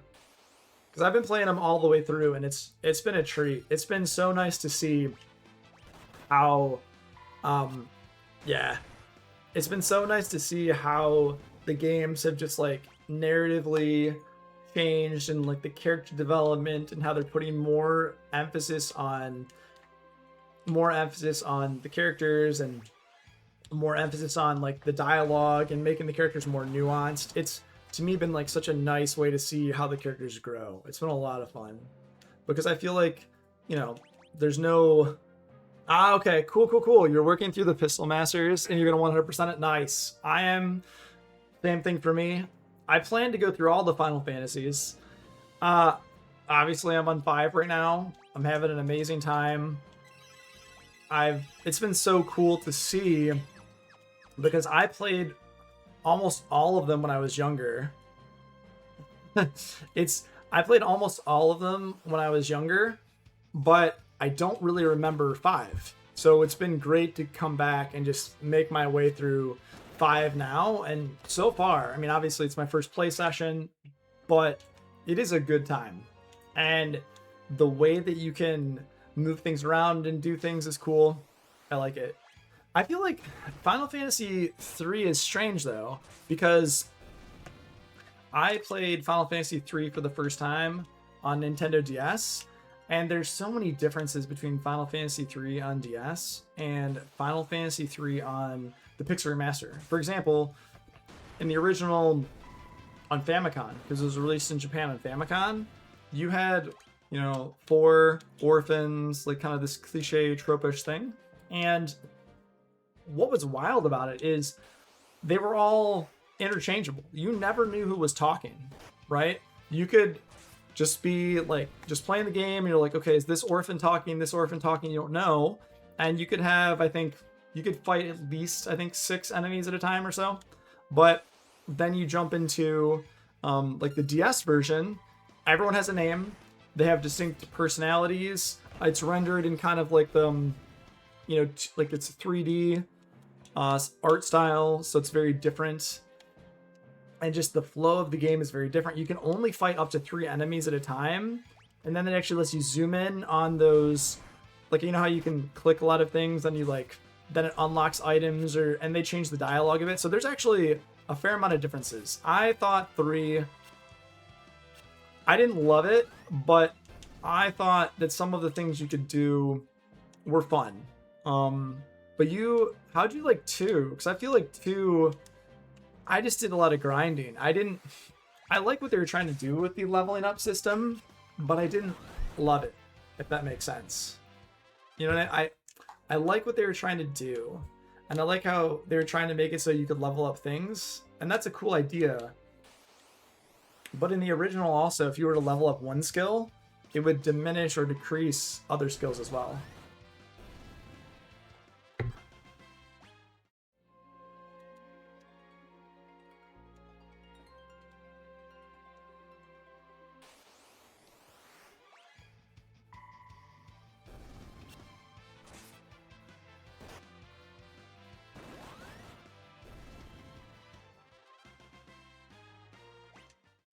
Yeah, you said 2 has the groundwork for your favorite leveling system, but all the missable stuff made it a pain. Yeah, I felt very comfortable about, I don't know, I felt lucky on the missable stuff, but just, I wish there was less stuff that I felt like I was penalized for missing. 3, there was some missable stuff too. I mean, 3 and 4, missable stuff was there, but it didn't feel as bad. I feel very fortunate though that I looked up some things before so I could make sure I actually fought all the enemies. The entire map just changed, and removing encounters at the midway point was a bad move. And they tried to make it feel more epic and alive, and it backfired. So that's actually a question I have for you, because it was very interesting going from 1 to 2, right? Because when you're playing 1, your characters, they don't talk, they don't have personalities. You're only those static 4 the entire time. The very first dungeon you do feels insanely difficult and overtuned. And there's 2 branching pathways at the very beginning when you go to the marsh cave.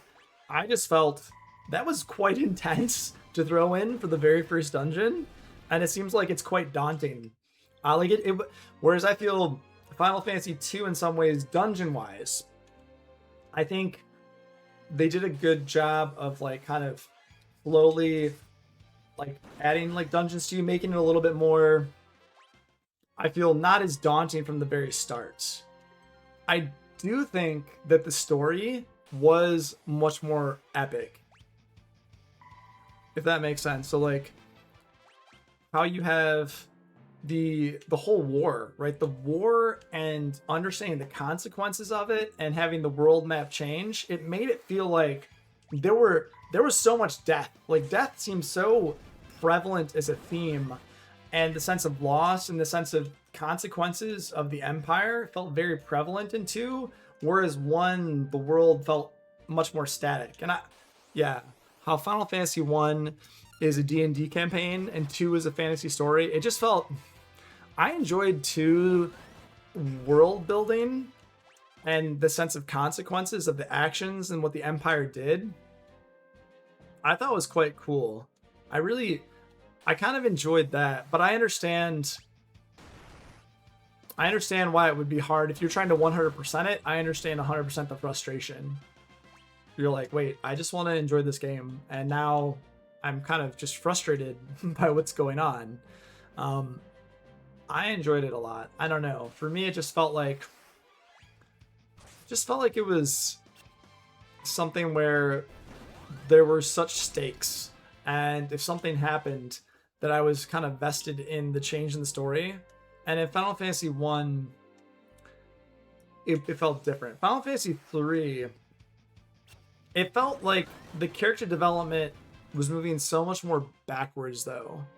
The fact that all the protagonists were interchangeable, you never knew who was even talking in Final Fantasy 3. You literally didn't know they were talking. And outside of the Nintendo 3DS, the Nintendo DS version, it just felt, I don't know.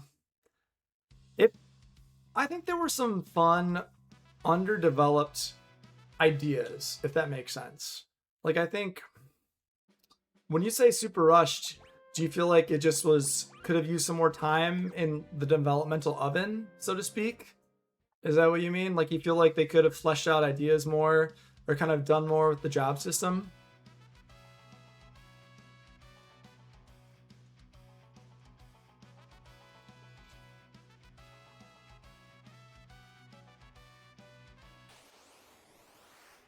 Rock Slug and Galacat. Alright, let's see how these slugs do.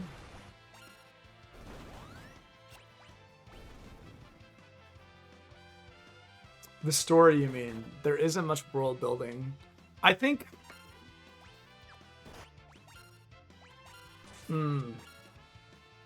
That's fair. I feel like you... Maybe like the stakes aren't as high, if that makes sense. Thinking back to 3, I feel like there were some interesting ideas, and I like that this is the first time you're introduced to the Moogles. Right, I thought that was pretty cool. The first time you're introduced to the Moogles, the first time that you kind of see a lot of different things, like the 3,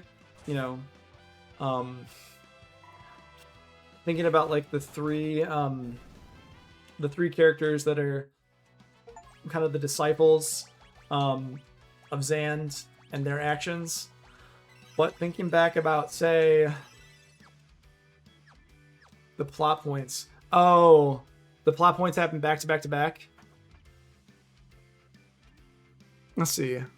I feel like some of the settings are actually really fun in 3. I do like the idea of almost all of the continents not having any idea that they're on the floating continent. Does that make sense? Like the fact that none of them really know they're on a flying continent, I find that pretty fun.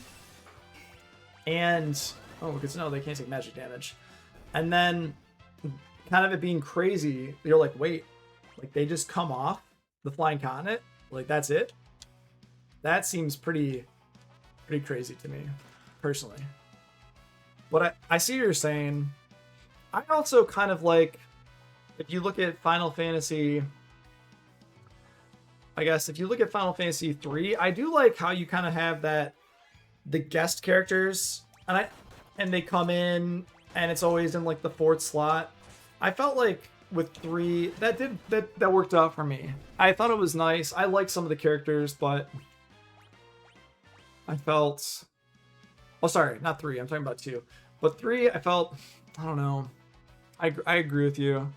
The like plot points like happen, but then it's like, do you really is your party growing? Your party is very static. And I think maybe that's a reflection of that. Joey said, random fun fact, in Final Fantasy IV, there's one specific guy named Tetsuya Takahashi, who was an artist for some of the enemies. In Final Fantasy V and Final Fantasy VI, he became a lead artist doing almost everything. In Final Fantasy VII, he helped with art, and he also did story, but left midway when the game was being made to become his own game developer. He created Monolith Soft, which is very big today. They did the entire Xeno series, including Xenoblade, which is very popular today. Yeah, I heard about Monolith.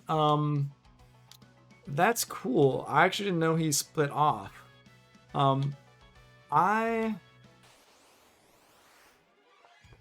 There's so many good games that I want to play in addition to the Final Fantasy series, but for now, I'm just like, I'm gonna play through this, really appreciate the growth of the series, and just see how things change. But I think what's fun is actually seeing all these different versions, or just seeing all these different iterations and like the building of the world. It's pretty fun to me. I can take off using the black magic, especially because I might want to use it to save. I actually think I'm gonna stop pretty soon here, because I need to get off for the day and do more. But I might just goof around and like grind later on off stream, leveling up Thief or something like that. I'm having a really good time just kind of grinding and chatting though. This has been good. But I'm excited to play through, just taking my time, really enjoying the entire Pixel series. It's great. It's so much fun.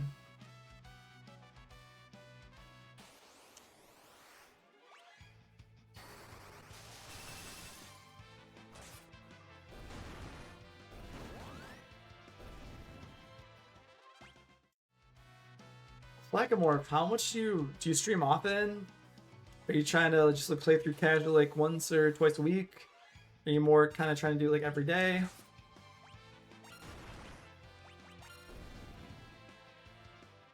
For me, I don't have a whole lot of time, so I mostly just play on the weekends or when I have a little bit of free time. So I kind of just jump on here and there and try to make the most of it. And my goal is to at least beat the Pixel remasters maybe by the end of March, which I think is very possible now. I know 6 is pretty long, but I think it's possible. I'm hoping that I beat 6 by the end of March, but again, it's if I can appreciate the story and enjoy the journey, that's what counts, right?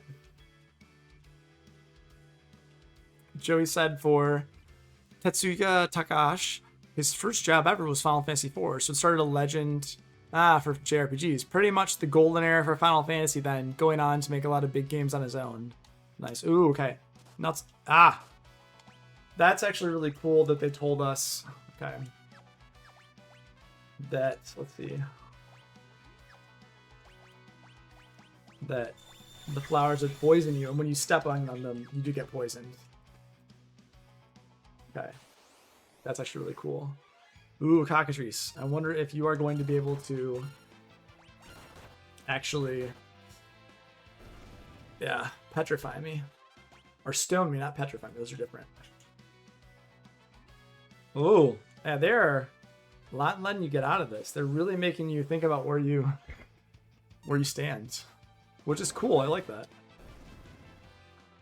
Yeah, so many good games. You know, like after I'm in no rush right now, but just playing through these games, it's joyful. You know, just a really good time. And it's so nice to see. So nice to see what's happening in the game world. So nice to see like what changes for your characters and just the development and like how much more dialogue they put in. Just it's just like so fun. Makes me happy. I don't have much longer to play.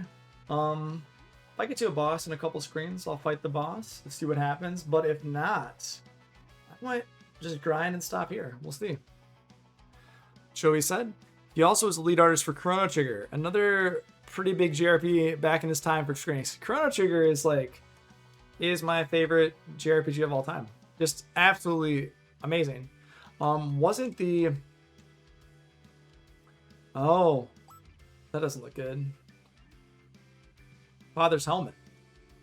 Obtained mithril helm. Lena struck by a poison arrow. That's messed up. Lena. What? Oh. I came here after the Windrake, but I seem to have caught something much more valuable. Wait, you'd hunt a Windrake? Of course. Their horns fetch quite a high price in the black market. Oh. But I've caught no less than the Princess of Tycoon instead. Yes, you'll make a lovely souvenir for my husband. Let her go, you addle-pated, foul-complexioned Scot.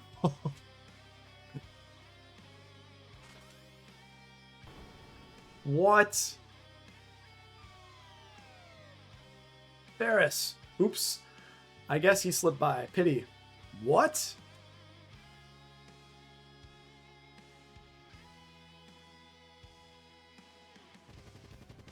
Nice. That's awesome. Like they made him build that. Let's go. Lena, hang on. Oh, annoying little twerps. Ruining my plans. Fine. Just means I'll have to crush all 4 of you. Oh, that's cool. I love that that happens. Let me guess. All right, let's obviously heal. White magic. Clearly, we need to Libra. Poisona. And let's kick. Level 8. 650. No specific weakness. All right, this seems like it's not going to be too bad so far. 136. Okay, what's going to happen? This seems too easy. Arrow. All right, let's attack. Black magic. Let's cast thunder.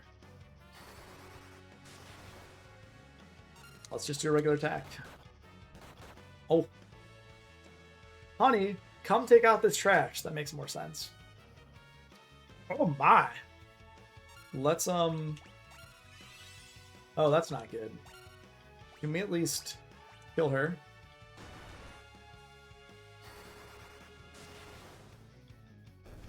Alright.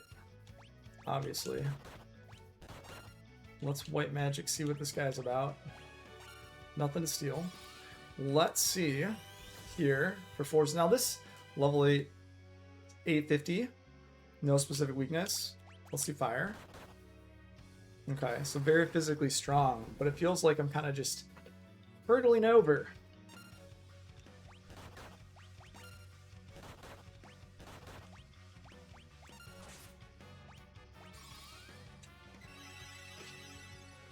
I like the something different. This boss seems like much easier compared to the other bosses I've faced so far. Maybe I'm also much more over leveled too. A whip and a power drink. Harris, thank you. Nice.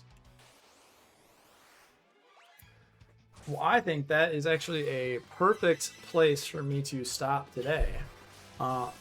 Yeah. That's a really good. I've played almost, about the 4-hour mark. And actually, none of my characters can equip that mithril helm right now, which is okay. But yeah, the fact is, I think we're doing okay with this party. Black mage level 4, white mage level 4. Very okay with that. Yeah. Should I keep him as the monk? Maybe I'll switch to something else later. But, you know, HP plus 10. Increase maximum HP plus 10. Barehanded focus, counter. Yeah, I think the counter's probably the best right now. And kick. You can't change that. So yeah. I imagine like maybe you get kick later on. Maybe that's the highest level. Yeah, this is good. I think this is a really good stopping point. Alright. I am going to save here. Yeah. Really good start to Final Fantasy V. Having a great time. I might do a little bit of like grinding offline to see just, you know, what kind of abilities I want. I haven't even bothered with like vigilance or, oh, that's kind of cool. Sprint. Yeah. Steel. Yeah. But just having a good time. Might level up a little bit. Just have a good time. We'll see. But yeah, really enjoying it. So thank you so much for watching, guys. Really appreciate it. Hope you have a fantastic rest of your weekend. And I will catch you all maybe sometime during the week. Maybe not. But really appreciate having y'all chat. It's been good. All right, guys. Have a good one. And enjoy the rest of your day. Bye-bye.